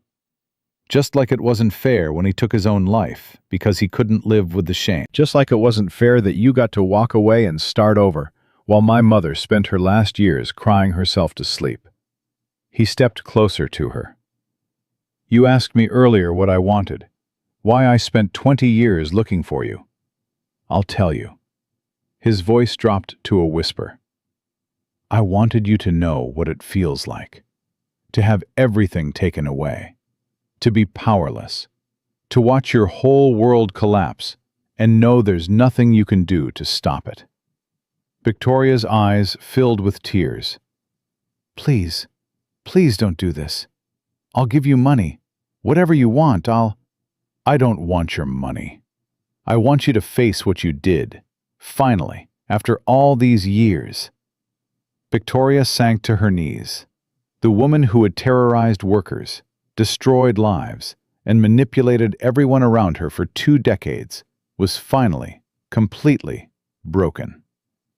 And Marcus felt nothing. He had expected satisfaction, triumph, the sweet taste of revenge that he had dreamed about for 20 years. But looking at Victoria now, sobbing on the cold concrete, her designer dress ruined, her perfect makeup streaked with tears, he felt only emptiness. Revenge, it turned out, was a hollow thing. It couldn't bring James back. It couldn't undo the years of suffering. It couldn't fill the void that his brother's death had left in his heart. All it could do was create more pain. He turned away from Victoria and walked toward his daughter. Destiny threw herself into his arms. "Dad! Daddy!" "It's okay, baby. It's okay. I've got you." He held her tight, feeling her small body shake with sobs. "You're safe now. I promise. You're safe." "I was so scared. They grabbed me outside the apartment and put me in a car, and I didn't know where they were taking me, and—" "Shh. It's over. It's all over." Alexander approached them slowly. "Mr. Williams, I owe you an apology." Marcus looked up. "Sir?" "I brought that woman into my home. I let her hurt my workers. I was so desperate to be loved that I ignored every warning sign." Alexander's voice was heavy with shame. "Because of my blindness, your daughter was put in danger. That's on me." "You didn't know." "I should have. I should have looked harder, asked more questions." Alexander knelt down to Destiny's level. "Young lady, I am so sorry for what happened to you tonight. It never should have happened. And I promise you, the people responsible will face justice." Destiny looked at him with wide, tear-filled eyes. "Are you the billionaire?" Despite everything, Alexander almost smiled. "I suppose I am." "My dad works for you. He says you're a good person." "I'm trying to be." Alexander stood and extended his hand to Marcus. "Your brother deserved better. Your family deserved better. And I know this doesn't fix anything, but I want you to know, I'm going to make sure Victoria faces the consequences of what she did. All of it. The original crime, the cover-up, and what happened tonight." Marcus shook his hand. "That's all I ever wanted. Justice. Not revenge. Just justice." Behind them, Victoria was still on her knees, sobbing. Police sirens wailed in the distance, growing closer. The night was far from over. But for the first time in 23 years, Marcus Williams felt something he had almost forgotten existed. The police arrived 11 minutes after Alexander made the call. 4 squad cars, 8 officers, 2 detectives in plain clothes who took one look at the scene on the rooftop and immediately called for backup. Victoria was still on her knees when they reached her. She had stopped crying. Her eyes were empty, staring at nothing, her mind seemingly unable to process what was happening. "Ma'am, we need you to stand up." She didn't move. "Ma'am." Nothing.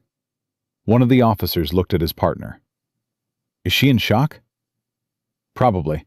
Get the EMTs up here." Marcus watched from across the roof, Destiny still pressed against his side. Alexander stood nearby, speaking quietly with one of the detectives, handing over the manila envelope, explaining the situation in calm, measured tones. "Dad?" "Yeah, baby?" "Is she going to jail?" Marcus looked at Victoria, the woman who had haunted his dreams for over 2 decades, who had taken everything from his family, who had nearly destroyed his daughter tonight. "I don't know, Destiny. I hope so." "Good." Destiny's voice was small but firm. "She's a bad person." "Yeah, she is." "But Dad..." "What?" "You're not a bad person. You know that, right?" Destiny looked up at him, with eyes that were too wise for her 12 years. "Whatever happens, you did the right thing. You stood up for Uncle James. Mom would be proud of you." Marcus felt his throat tighten. You remember what Mom used to say about Uncle James? She said he had the biggest heart of anyone she ever met. She said he would have loved me so much. He would have. Marcus kissed the top of her head. He really would have. Detective Sarah Chen approached them. She was a woman in her 50s with sharp eyes and a no-nonsense demeanor. Mr. Williams, I'm Detective Chen. I need to take your statement. Of course. We can do it here or at the station. Your choice. Marcus glanced at Destiny. Can someone take my daughter home first? She's been through enough tonight. I can arrange that. Detective Chen signaled to a female officer. Martinez, can you take the girl somewhere comfortable? Get her some water, maybe something to eat? Officer Martinez smiled warmly at Destiny. Hey there, you like hot chocolate? Destiny looked at Marcus uncertainly. It's okay, baby. Go with her. I'll be right here. Promise? I promise. Destiny reluctantly let go of his hand and followed Officer Martinez toward the roof access door. At the threshold, she turned back. Dad, I love you. I love you too, baby. More than anything. Then she was gone. Marcus turned to Detective Chen. Where do you want me to start? The beginning. Tell me everything. So he did. He told her about James, about the accusation, about the trial, about the 2 years in prison and the 3 months of freedom that followed, about the morning his mother had called him, screaming, saying she had found James in his bedroom, that he wasn't breathing, that there was so much blood. He told her about the funeral, about the guilt that ate at him every day because he hadn't been there, hadn't protected his little brother, hadn't done enough.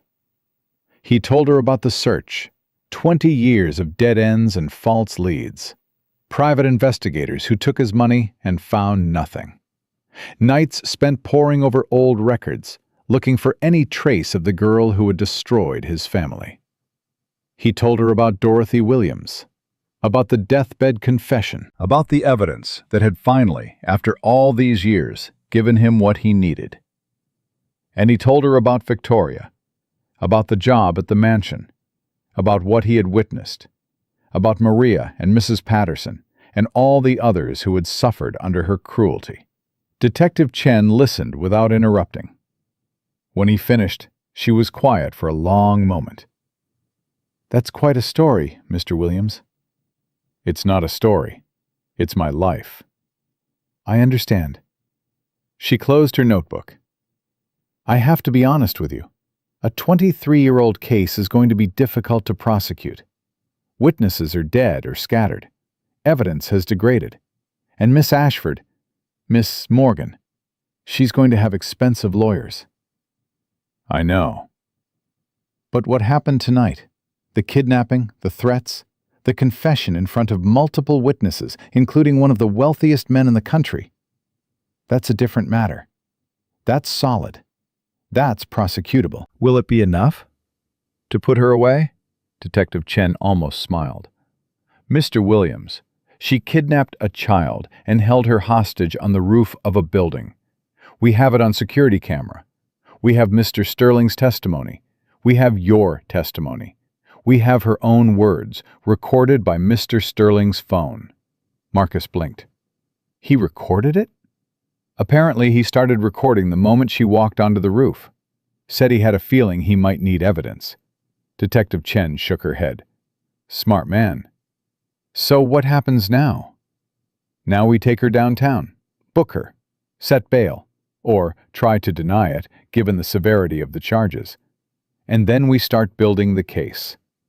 Detective Chen put a hand on his shoulder. Mr. Williams, I've been doing this job for 25 years. I've seen a lot of bad people walk free because they had money and connections. But this one isn't walking anywhere. I'll make sure of it. Thank you. Don't thank me yet. This is going to be a long process. Trials, appeals, media circus. You and your daughter will be in the spotlight whether you want to be or not. I can handle it. Can she? Marcus thought about Destiny, about everything she had already been through. Losing her mother, living in poverty, being ripped from her home tonight by strangers. She's stronger than she looks. She gets that from her mother. Detective Chen nodded. Good. She's going to need it. Across the roof, the EMTs had finally gotten Victoria to her feet. She was walking between two officers, her hands cuffed in front of her, her head down. As she passed Marcus, she stopped. The officers tried to keep her moving, but she planted her feet. Marcus. He didn't respond. I know you think you've won, but this isn't over. Her voice was hoarse, broken, but there was still a flicker of the old Victoria underneath. I have resources you can't imagine. Lawyers who have never lost a case. Friends in places you don't even know exist. Victoria, one of the officers started, I'm going to fight this. Every charge, every accusation, every piece of so-called evidence. She lifted her head and met Marcus's eyes. And when I'm done, when I've destroyed your credibility, when I've made you look like the obsessed, deranged stalker you really are, I'm going to come for your daughter. Marcus felt his blood run cold. I'm going to sue for custody. I'm going to prove you're an unfit father. I'm going to take that little girl away from you, just like you took everything away from me. That's enough. Detective Chen stepped between them. Get her out of here. The officers dragged Victoria toward the door. This isn't over, she screamed as they pulled her through. Do you hear me, Marcus? This isn't over.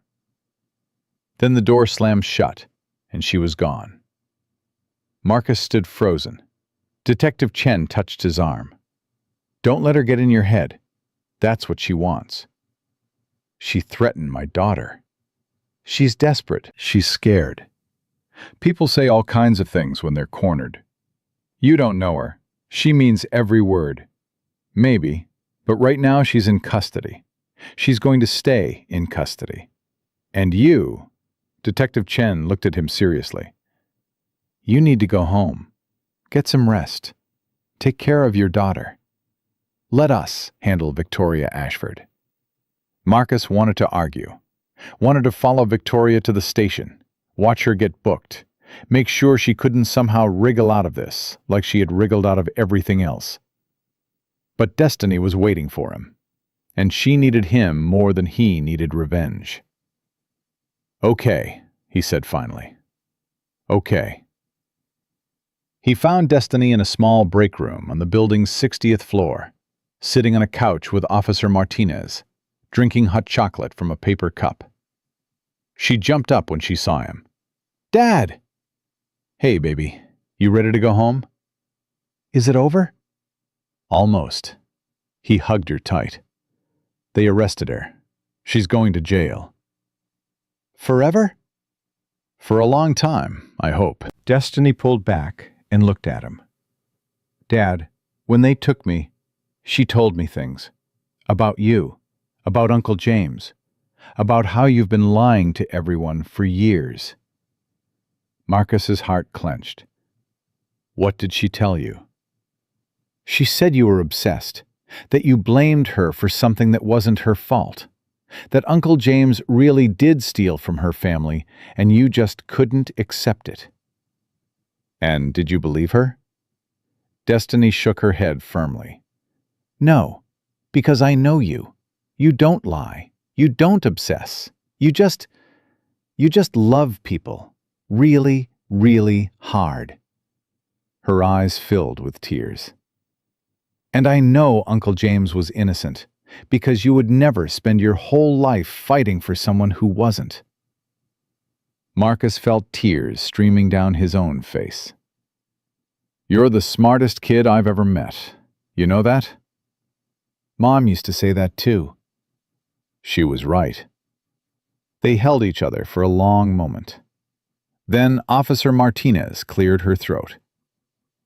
I can drive you both home if you'd like. It's been a long night. Thank you, Marcus said. We'd appreciate that. They rode in silence through the empty streets. Destiny fell asleep against Marcus's shoulder, her breathing slow and even. Marcus stared out the window, watching the city lights blur past. 23 years. 23 years of grief and searching and hoping and despairing. And now it was over. Or almost over. Victoria was in custody. The truth was out. Justice, real justice, was finally within reach. But he couldn't shake what she had said on that rooftop. "I'm going to come for your daughter." He knew it was probably an empty threat, the desperate words of a cornered woman. But Victoria Ashford had spent her entire life destroying people who got in her way. She had connections, resources, a ruthlessness that bordered on sociopathy. Even from prison, she could make his life hell. Marcus looked down at Destiny, sleeping peacefully against him. He had spent 20 years fighting for justice for his brother. Now he would spend the rest of his life protecting his daughter, whatever it took. The next morning, the story broke. Samuel Okafor's article hit the Tribune's website at 6 a.m. By noon, it had been picked up by every major news outlet in the country. Billionaire's fiancée exposed. The 20-year lie that destroyed an innocent man. The article was devastating. Samuel had taken everything Marcus gave him and woven it into a narrative that was impossible to ignore. The false accusation, the prison sentence, the suicide, the years of cover-up, and finally, the kidnapping of a child to silence the truth. By 2 p.m., the mansion was surrounded by news vans. Reporters camped outside the gates, shouting questions at anyone who came or went. Mrs. Patterson called Marcus. "You've seen the news?" "I've seen it. It's everywhere. Mr. Sterling has locked himself in his study. He won't talk to anyone." "How is he?" "Devastated. Ashamed." Mrs. Patterson's voice was heavy. "He keeps saying he should have known, should have seen who she really was." "It's not his fault. Victoria fooled everyone." "I know, but he doesn't believe that." She paused. "Marcus, there's something else. The workers. They want to thank you." "Thank me?" "For standing up. For doing what none of us had the courage to do." Mrs. Patterson's voice cracked. "Maria, especially. She says you saved her life, that if you hadn't stopped Victoria that day, she doesn't know what would have happened." Marcus didn't know what to say. "I was just doing what was right." "That's more than most people ever do." Mrs. Patterson took a breath. "Mr. Sterling wants to see you. When you're ready. He says there are things he needs to say." "I'll come by tomorrow." "Thank you, Marcus, for everything." She hung up. Marcus set down the phone and looked around his small apartment. The same apartment he had lived in for 3 years.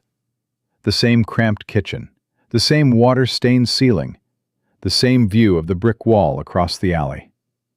But somehow, it felt different now. Lighter. Like a weight he had been carrying for 2 decades had finally been lifted. "Dad?" Destiny emerged from her bedroom, still in her pajamas. "There are people with cameras outside our building."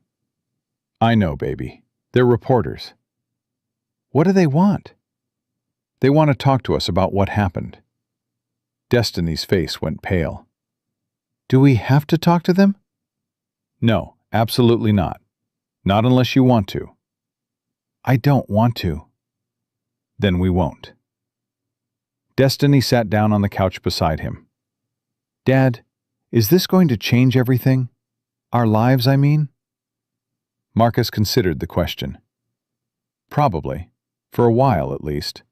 There's going to be a lot of attention, a lot of questions, a lot of people who want to know our story." I don't like attention. I know, baby. Neither do I. He put his arm around her. But it won't last forever. Eventually, the news will move on to something else, and we can go back to our normal lives. Will our lives ever be normal again?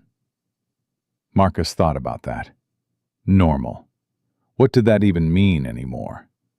For 20 years, his life had been defined by a single goal: find Vanessa Morgan and make her pay for what she did. Every decision he made, every sacrifice, every sleepless night, all of it had been in service of that mission. And now, the mission was over. What was left? I don't know, he admitted. But I know this. Whatever happens next, we're going to face it together. You and me. That's what matters. Destiny leaned against him. Dad? Yeah? I'm glad you didn't give up. On Uncle James, I mean. I'm glad you kept fighting. Me too, baby. Me too. They sat together in silence, watching the sunlight creep across the floor. Outside, the reporters continued their vigil. But inside the small apartment, for the first time in 23 years, there was peace. That afternoon, Marcus got a call from a number he didn't recognize. Mr. Williams, this is Thomas Reed. I'm an attorney. Marcus tensed. If Victoria Ashford sent you, I don't represent Miss Ashford. I represent Alexander Sterling. Reed's voice was calm, professional. Mr. Sterling has asked me to reach out to you regarding a matter of some importance. What matter? He would prefer to discuss it in person. Would you be available to meet tomorrow morning, say 10 o'clock, at the Sterling Industries building? Marcus hesitated. What's this about? I'm not at liberty to discuss the details over the phone, but I can assure you, Mr. Williams, this meeting is in your best interest. Mr. Sterling has authorized me to tell you that much. Marcus thought about it. Fine. 10 o'clock. Excellent. I'll have a car sent to pick you up. That's not necessary. Mr. Sterling insists. After everything that's happened, he wants to ensure your safety. Reed paused. There have been threats against you and your daughter. Nothing credible yet, but we're taking precautions. Marcus's blood went cold. What kind of threats? Online, mostly. Supporters of Miss Ashford who believe she's being framed. It's nothing to be overly concerned about, but Mr. Sterling felt you should know. I see. The car will be there at 9:30. Please be ready. Reed hung up. Marcus stared at the phone. Threats. People who believed Victoria was innocent, that he was the villain. He should have expected this. In the age of social media, everyone was a detective. Everyone had an opinion, and some people would defend the indefensible simply because they had decided to. But it still unsettled him. He had spent 20 years as a ghost, invisible, unknown. Now his face was on every news channel in the country. His name was trending on Twitter. His entire life had been dragged into the spotlight, and some people wanted him dead for it. Dad? Destiny appeared in the kitchen doorway. You okay? You look weird. Marcus forced a smile. I'm fine, baby. Just tired. You want me to make dinner? I can do pasta. I'm getting better at it. That sounds great. He watched her move around the kitchen, pulling out pots and ingredients, humming to herself. So young, so innocent, so unaware of the darkness that was still circling their lives. Marcus made a decision. Whatever threats were out there, whatever dangers still lurked, he would face them. He would protect his daughter. He would not let Victoria Ashford, or anyone else, take anything more from him. He had lost his brother. He had lost his wife. He had lost his mother. He would not lose Destiny. Not while he still had breath in his body. The next morning, the car arrived exactly at 9:30. It was a black Mercedes with tinted windows and a driver who looked like he could bench press a small truck. He introduced himself as Gerald. "Mr. Sterling wanted me to assure you that security will be tight at the building. No one will bother you." "Thank you." Also, Gerald reached into his jacket and pulled out an envelope. "He asked me to give you this. Said you should read it before the meeting." Marcus took the envelope, but didn't open it. They drove through the city in silence. The morning traffic was light, and they made good time. As they approached Sterling Industries, Marcus finally opened the envelope. Inside was a single sheet of paper with Alexander Sterling's handwriting. "Marcus, there are things I need to say to you that are difficult to put into words.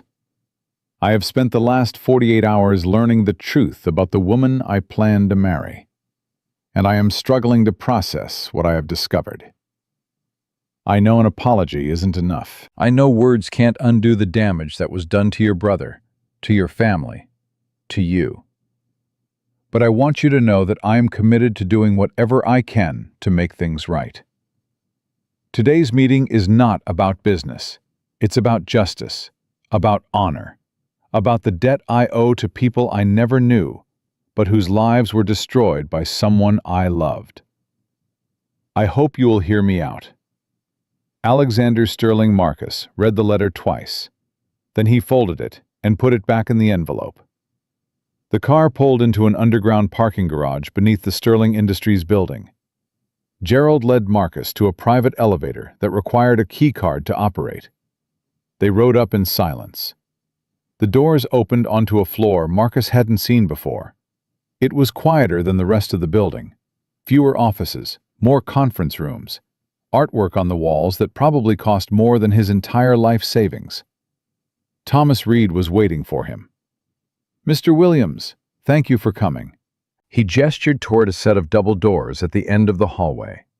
"Mr. Sterling is waiting for you in his private office." Marcus walked toward the doors. He paused with his hand on the handle.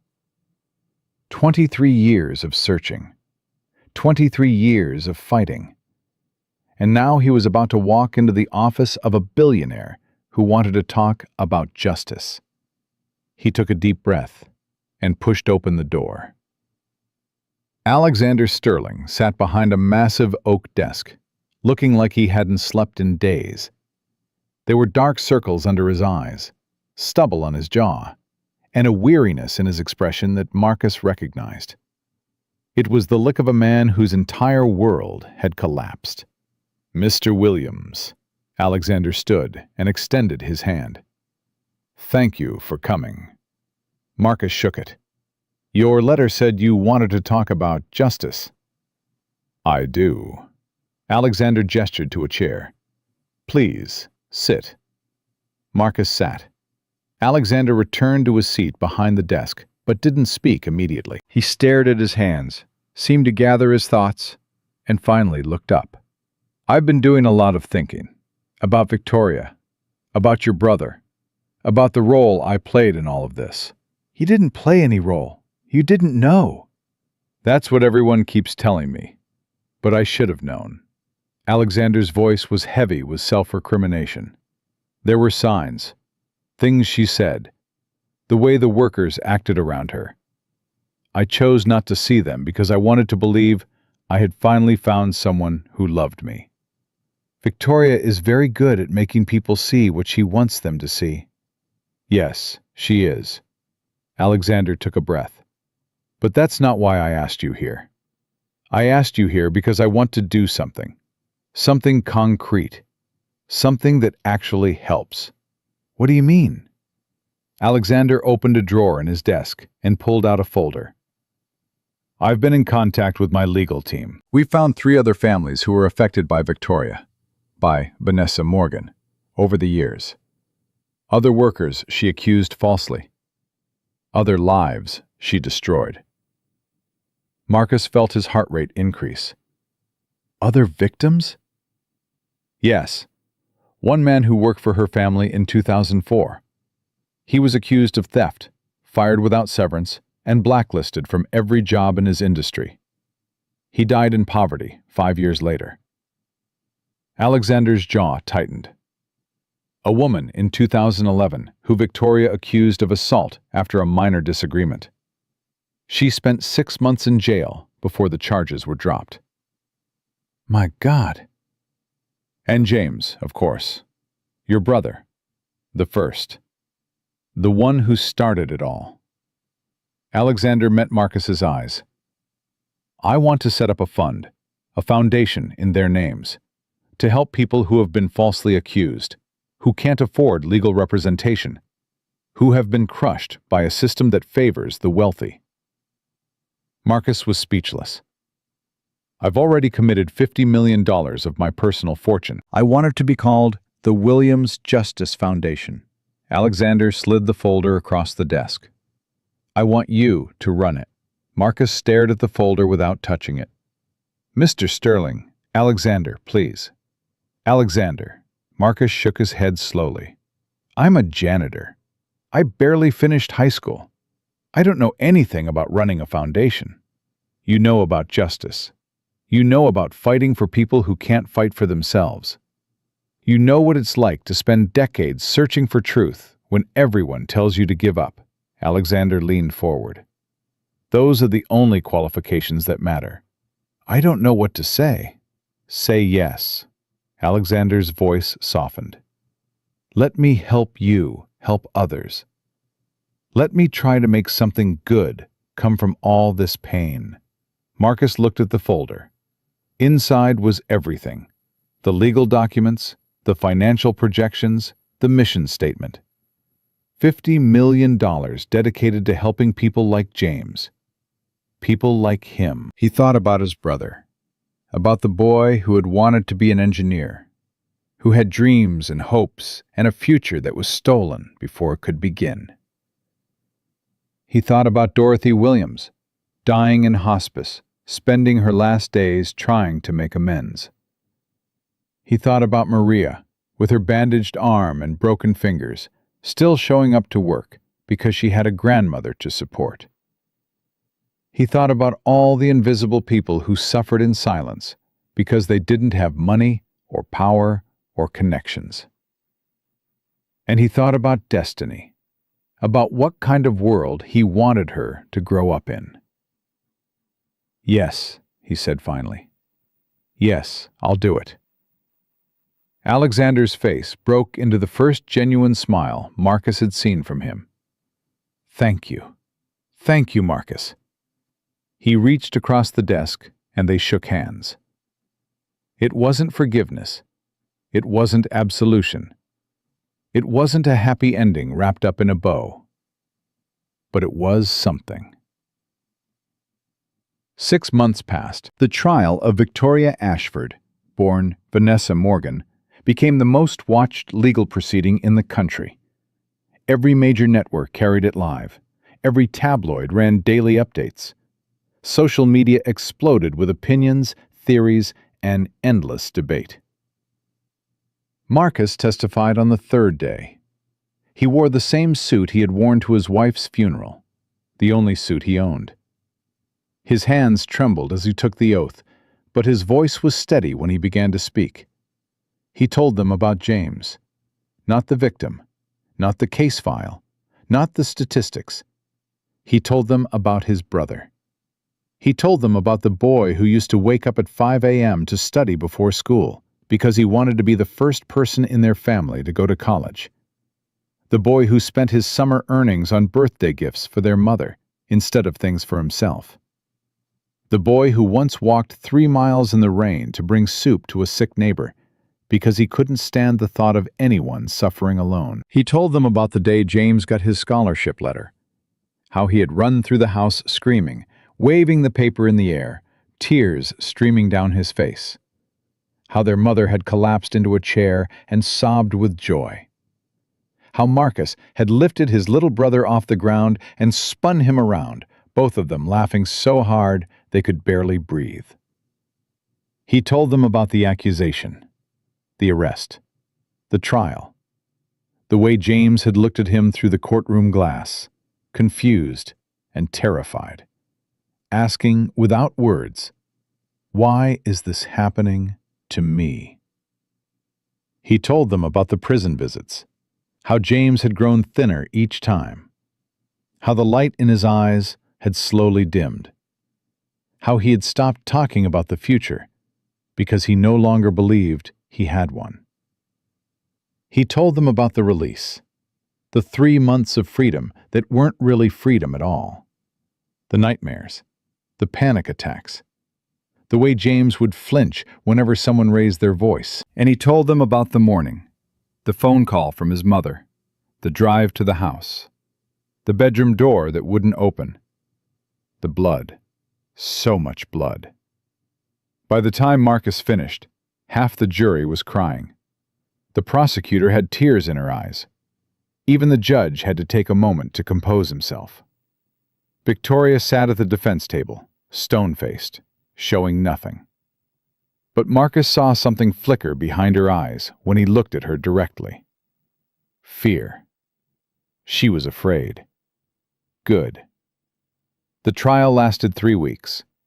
Dorothy Williams testified via video link from her hospice bed. She was barely strong enough to speak, but her words were clear and damning. She told them about the earring, about the scratches Victoria had inflicted on herself, about the cover-up that had destroyed an innocent young man. She died 4 days after her testimony. Marcus was there when she passed. He held her hand as she took her final breaths, and he whispered something in her ear that only she could hear. "It's done, Dorothy. It's finally done." She smiled. Then she was gone. Mrs. Patterson testified about Victoria's behavior at the mansion. Maria testified about the abuse she had suffered. Worker after worker took the stand and told their stories. Stories of cruelty, humiliation, and terror that painted a picture of a woman who viewed other human beings as objects to be used and discarded. Alexander Sterling testified about the night on the rooftop. He played the recording he had made on his phone. The jury heard Victoria's voice, cold and calculating, threatening a child. Victoria's defense team tried everything. They attacked Marcus's credibility, called him obsessed, delusional, a man so consumed by grief that he had constructed an elaborate fantasy to explain his brother's death. They questioned Dorothy's testimony, said she was a bitter old woman seeking revenge on a family that had fired her decades ago. They produced expert witnesses who testified that the evidence had been contaminated, that the documents were unreliable, that the case was built on sand. But the recording was impossible to explain away. Victoria's own voice, her own words, her own admission that she would hurt a child to protect herself. The jury deliberated for 6 hours. When they returned, Marcus was sitting in the front row of the gallery, Destiny beside him, her hand gripping his so tightly his fingers went numb. The foreman stood. "On the count of kidnapping in the first degree, we find the defendant guilty." Destiny squeezed harder. "On the count of making terroristic threats, we find the defendant guilty." Marcus felt tears streaming down his face. "On the count of obstruction of justice in connection with the 1999 case of James Williams, we find the defendant guilty." A sob escaped his chest. The foreman continued through 5 more charges. Guilty on all counts. Victoria showed no reaction. She sat perfectly still, her face a mask, her eyes fixed on some point in the distance that no one else could see. The judge scheduled sentencing for the following month. As the guards led Victoria away, she passed within 3 feet of Marcus. She stopped. "You think this changes anything?" Her voice was barely above a whisper, but it carried through the silent courtroom. "Your brother is still dead. Your family is still destroyed. And I got to live 23 years of freedom while you rotted in grief." Marcus stood slowly. You're right. James is still dead. Nothing changes that. He met her eyes without flinching. But my daughter is watching, and she's going to grow up knowing that when someone does wrong, they face consequences.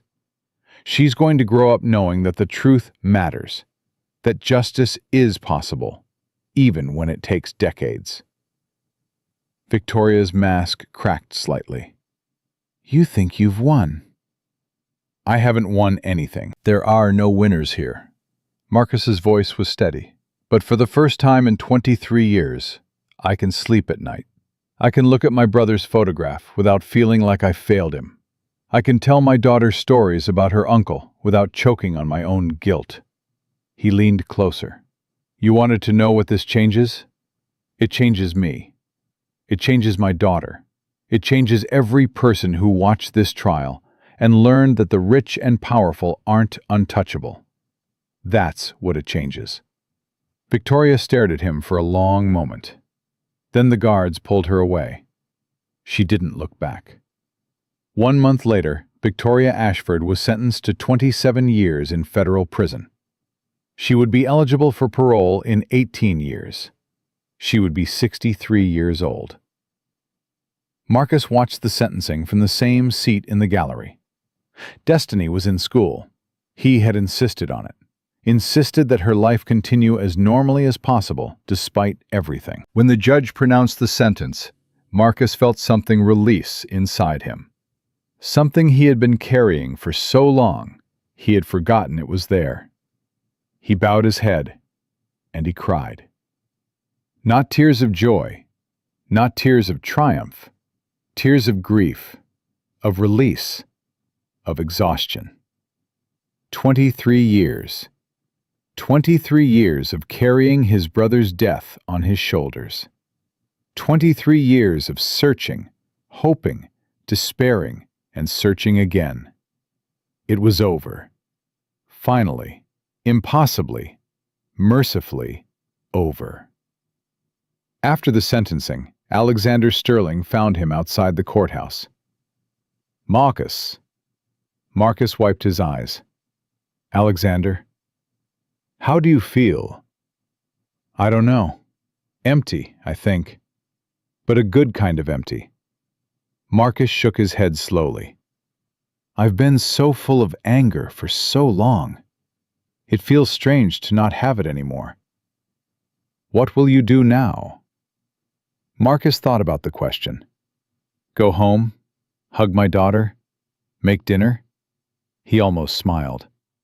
The Williams Justice Foundation officially launches next month. There's a lot of work to do. There is. Alexander extended his hand. I'm proud of you, Marcus. What you did, what you sacrificed. It took more courage than most people will ever have. Marcus shook his hand. I'm not brave. I'm just stubborn. Sometimes that's the same thing. They stood in silence for a moment. Two men from different worlds, connected by tragedy and transformed by truth. Will you visit her? Marcus asked. Victoria, I mean. Alexander's expression darkened. No, I've said everything I need to say to her. He paused. But I've started seeing a therapist, working through everything, trying to understand how I could have loved someone so capable of cruelty. That's good. That's healthy. It's necessary. Alexander took a breath. I've made a lot of changes, at the company, at the mansion, the way I treat people, the way I see the world. He met Marcus's eyes. You taught me something, Marcus. That day in the hallway, when you grabbed Victoria's arm. You taught me that doing the right thing isn't about money or power or position. It's about being willing to stand up when everyone else looks away. I didn't teach you anything. You already had it inside you. You just needed a reason to find it. Alexander almost smiled. Maybe, but I'm grateful either way. They parted ways outside the courthouse. Marcus drove home through streets that looked different somehow. Brighter, less threatening. Like the city itself had changed while he wasn't looking. Or maybe he was the one who had changed.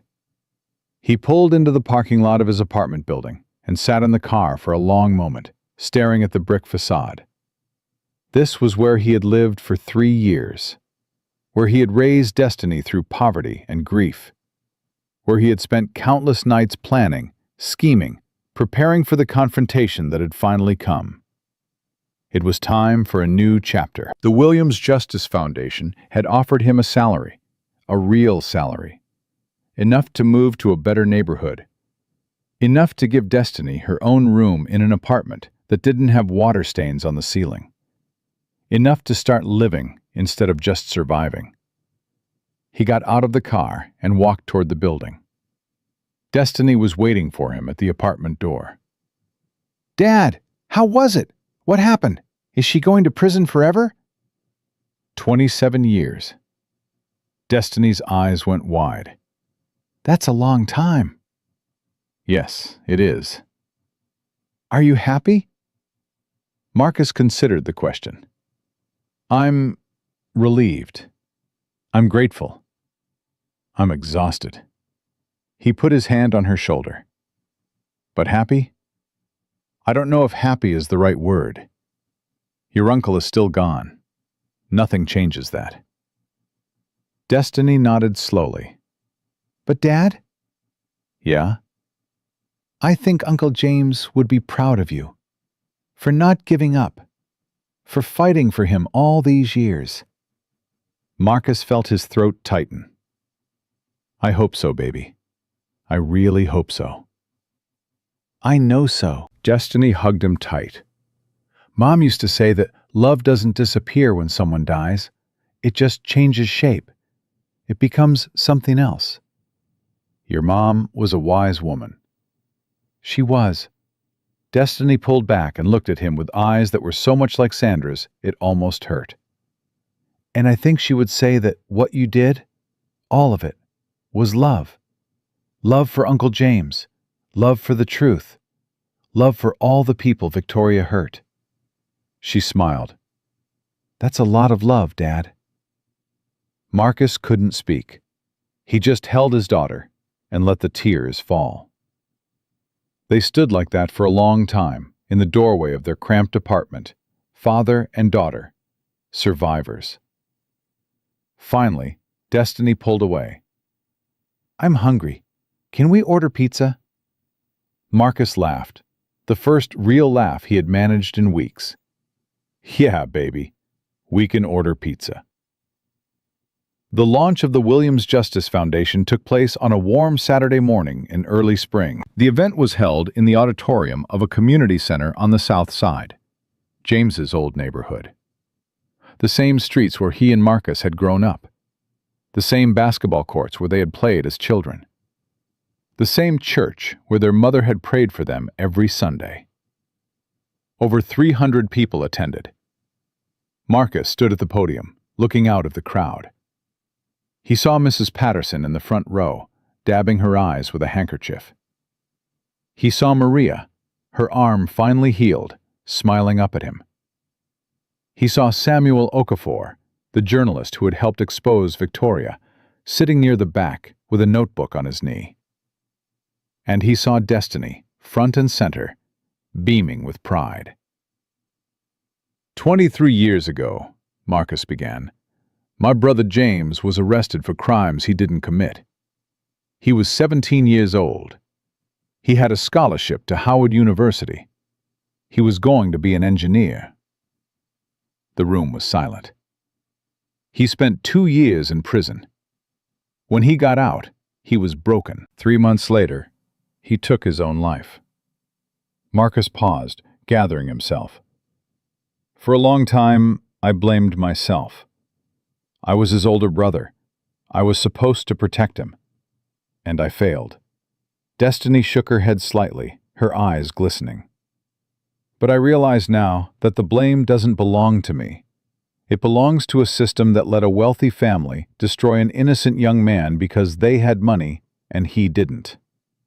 It belongs to a society that looks the other way when the powerful abuse the powerless. It belongs to all of us who stay silent when we should speak up. He looked out at the crowd. This foundation exists to fight that silence, to give a voice to people who have been ignored, to provide legal resources to those who can't afford them, to shine a light on injustice wherever it hides. Marcus held up a photograph of James, the same photograph he had carried in his pocket for 23 years. My brother was innocent. He deserved better. And as long as this foundation exists, we will fight to make sure that no one else suffers the way he did. The audience rose to their feet. The applause went on for several minutes. Marcus stepped away from the podium, and Destiny rushed forward to hug him. You did it, Dad. You really did it. We did it, baby. All of us. Alexander Sterling approached them, his face somber but warm. That was a beautiful speech, Marcus. Thank you for making this possible. I just wrote a check. You did the hard part. Alexander looked at the photograph still in Marcus's hand. He looks like a good kid. He was the best kid. Marcus carefully returned the photograph to his pocket. He would have changed the world if he'd had the chance. Maybe he still will. Through you. Through this foundation. Alexander put his hand on Marcus's shoulder. His legacy isn't tragedy, Marcus. His legacy is you. For the first time in 23 years, Marcus believed that might be true. The weeks after the launch were busy. The foundation received over 10,000 applications in its first month. Stories poured in from across the country. People who had been falsely accused, wrongfully convicted, destroyed by a system that didn't care about their innocence. Marcus read every single one. Some nights, he stayed up until 3 a.m., going through files, making notes, trying to figure out who needed help the most urgently. Destiny would find him at the kitchen table, surrounded by papers, his eyes red from exhaustion. Dad, you need to sleep. I know, baby. I will. You say that every night. And I mean it every night. Destiny would shake her head and make him tea, then sit beside him and help organize the files. She was only 12, but she understood what they were doing. She understood why it mattered. This one, she said one night, holding up a folder. Thomas Reynolds, wrongfully convicted of robbery in 2015. Spent 4 years in prison. DNA evidence proved he was innocent, but no one would listen. Marcus took the folder and read through it. We can help him. I'll put him on the priority list. Good, Destiny yawned. Now will you please go to bed? 5 more minutes. Dad. Okay. Marcus set down the folder and looked at his daughter. When did you become the parent in this relationship? Someone has to keep you alive. He laughed and kissed her forehead. I love you, Destiny. I love you too, Dad. Now go to bed. He went to bed, and for the first time in as long as he could remember, he didn't dream about James. He dreamed about the future. 1 year after Victoria's sentencing, Marcus received an unexpected visitor. He was in his new office at the Williams Justice Foundation, a real office with windows and a desk and a nameplate on the door, when his assistant knocked. Mr. Williams, there's someone here to see you. She says her name is Catherine Ashford. Marcus froze. Ashford? She says she's Victoria's mother. Marcus's first instinct was to refuse, to tell his assistant to send the woman away and never come back. But something stopped him. Curiosity, maybe, or perhaps something deeper. Send her in. Catherine Ashford was a small woman in her 70s, elegant and frail, with silver hair and eyes that looked like they hadn't stopped crying in months. Mr. Williams. Her voice was barely above a whisper. Thank you for seeing me. Mrs. Ashford, please, sit down. She lowered herself into the chair across from his desk, with the careful movements of someone who had aged decades in a single year. I know you have every reason to hate me. My family destroyed yours. My daughter destroyed your brother." Tears began streaming down her face. "I've come to apologize." Marcus was silent. "I knew," Catherine's voice cracked. 23 years ago, I knew what Victoria had done.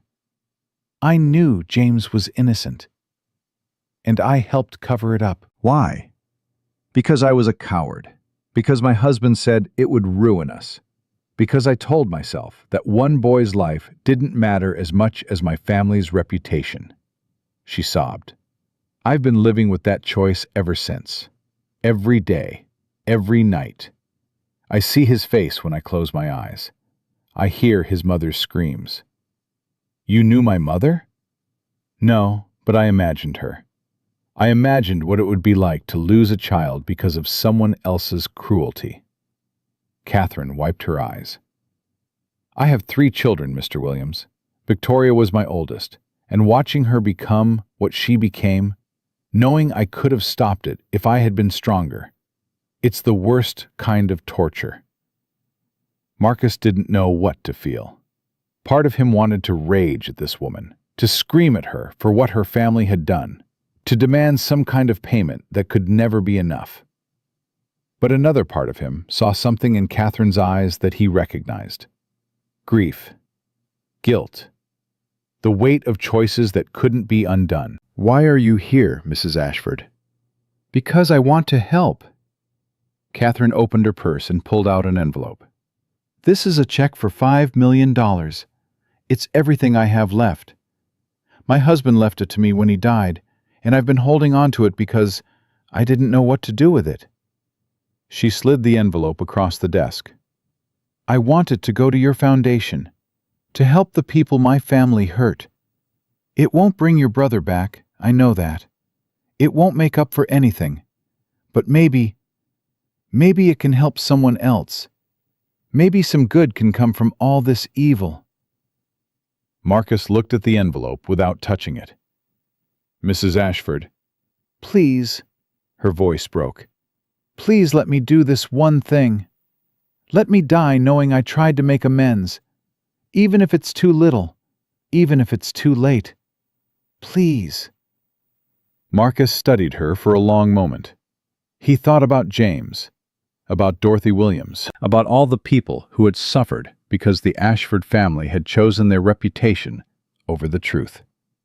And he thought about something his mother used to say. Forgiveness isn't for the person who hurt you. It's for yourself. It's so you can let go of the poison and start to heal. He picked up the envelope. "I'll accept this donation on one condition. Anything. I want you to tell your story, publicly.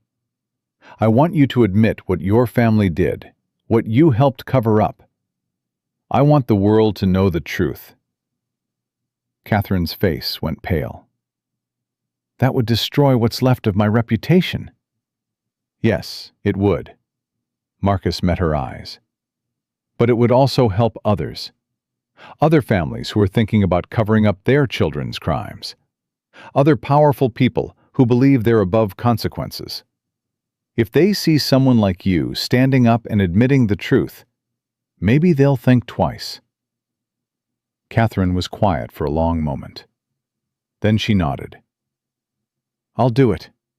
I'll tell everyone everything." Marcus stood and extended his hand. "Then we have a deal, Mrs. Ashford." She shook it with trembling fingers. "Thank you, Mr. Williams. Thank you for giving me a chance to make things right." "Don't thank me yet. This is going to be hard." "I know." A small, sad smile crossed her face. "But it's the least I can do. For James. For all the others. And for my own soul." She left the office a few minutes later. Marcus sat alone, staring at the envelope. $5 million. Enough to help hundreds of people. Enough to fund the foundation for years. Blood money, some might call it. But Marcus preferred to think of it differently. It was transformation. darkness being converted into light, evil being repurposed for good. It was, in its own small way, justice. 2 years after the trial, Marcus stood in a cemetery on the outskirts of Atlanta. Destiny stood beside him, holding a bouquet of flowers. They were in front of a simple headstone. The inscription read, James Marcus Williams, 1982 to 2002. Beloved son and brother, the truth will set you free. Hey, little brother. Marcus's voice was soft. It's been a while. Destiny laid the flowers at the base of the headstone. Hi, Uncle James. I'm Destiny. We've never met, but I feel like I know you. Dad talks about you all the time. She smiled through her tears. He says you had the biggest heart of anyone he ever met. He says you would have loved me. He would have, Marcus whispered. He really would have. They stood in silence for a long moment. I wanted you to know that it's over, Marcus finally said. Victoria is in prison. The truth is out. The whole world knows you were innocent. The wind rustled through the trees. Mom's here too, just over there. Marcus pointed to another headstone a few rows away. I visit her every time I come. Tell her about the foundation, about Destiny, about everything. Destiny took his hand. I miss you, James. Every day. I miss your laugh. I miss your stupid jokes. I miss the way you used to beat me at basketball and then pretend you let me win. Marcus's voice cracked. I miss my little brother. He knelt down and touched the headstone. But I want you to know something. Your death wasn't meaningless. It led me to Victoria. It led me to the foundation. It led me to help hundreds of people who were suffering the way you suffered. He took a breath. Your life mattered, James. It still matters. And as long as I'm alive, I'm going to make sure the world never forgets that. He stood slowly. Destiny hugged him. You okay, Dad? Yeah, baby. I'm okay. He looked at the headstone one last time. I'm finally okay. They walked back to the car together, father and daughter, leaving the cemetery behind. As they drove away, Marcus glanced in the rearview mirror. The headstones grew smaller and smaller until they disappeared entirely. But James wasn't gone. He was in the foundation that bore his name, in the hundreds of people who had been helped because of his story, in Destiny's smile and Marcus's determination, and the countless lives that had been changed. He was everywhere, and he always would be. That night, Marcus sat on the balcony of his new apartment, a real apartment with 2 bedrooms and a view of the city, and watched the sun set. Destiny was inside, doing homework, her music playing softly through the open door. Marcus held a photograph in his hands. Not the photograph of James. He had finally put that one in a frame on his desk, where it belonged. This was a different photograph, an old one, creased and faded. It showed 4 people standing in front of a small house. A mother, a father, and 2 boys, one tall, one short, both grinning at the camera like they had just won the lottery. The Williams family, before everything fell apart. Marcus traced his finger over James's face. We did it, he whispered. We finally did it. The wind stirred the photograph slightly, and Marcus could have sworn he heard his brother's voice, distant but clear. I know, big brother. I always knew you would. Marcus smiled. He put the photograph in his pocket, stood up, and walked back inside. Destiny looked up from her homework. Dad, you okay? I'm perfect, baby. He kissed the top of her head. What do you want for dinner? Can we make Mom's lasagna? Your mom's lasagna takes 3 hours. So? We have time. Marcus laughed. Yeah, I guess we do. They cooked together, father and daughter, laughing and talking and making a mess of the kitchen. And as the smell of lasagna filled the apartment, Marcus realized something. For 23 years, he had been defined by grief, by anger, by the relentless pursuit of justice for his brother. But now, finally, he could be something else. He could be a father, a leader, a man who helped others because he knew what it was like to suffer alone. He could be happy. Not the happiness that comes from revenge or victory. Not the happiness that depends on someone else's suffering. Real happiness. The quiet kind. The kind that comes from knowing you did the right thing, even when it was hard. The kind that comes from family and purpose and peace. Destiny pulled the lasagna out of the oven, perfectly golden on top. "It looks just like Mom's," she said proudly. "It does." Marcus put his arm around her. "She would be so proud of you, Destiny. Of the person you're becoming." "She would be proud of you too, Dad." Destiny looked up at him. "For never giving up. For fighting until the end. For being the kind of man Uncle James always knew you could be."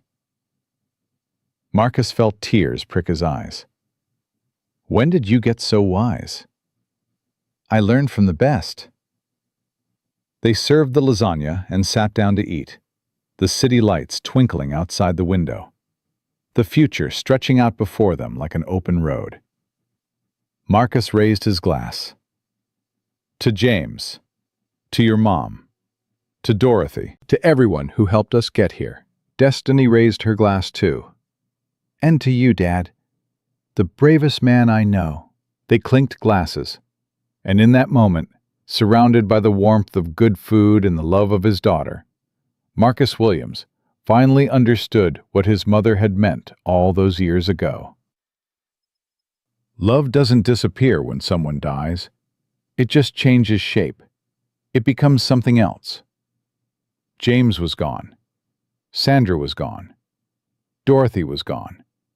But their love lived on, in Destiny's smile, in Marcus's determination, in the foundation that would help thousands of people for generations to come. They were not forgotten. They never would be. And that, Marcus realized, was the only victory that truly mattered. Because in the end, justice wasn't about punishment. It wasn't about revenge. It wasn't about making the guilty suffer. It was about making sure the innocent were remembered. It was about transforming grief into purpose. It was about choosing light over darkness, hope over despair, love over hate. And Marcus Williams, after 23 years of fighting, had finally made that choice. The darkness was behind him. The light was ahead. And for the first time in his life, he was ready to walk into it.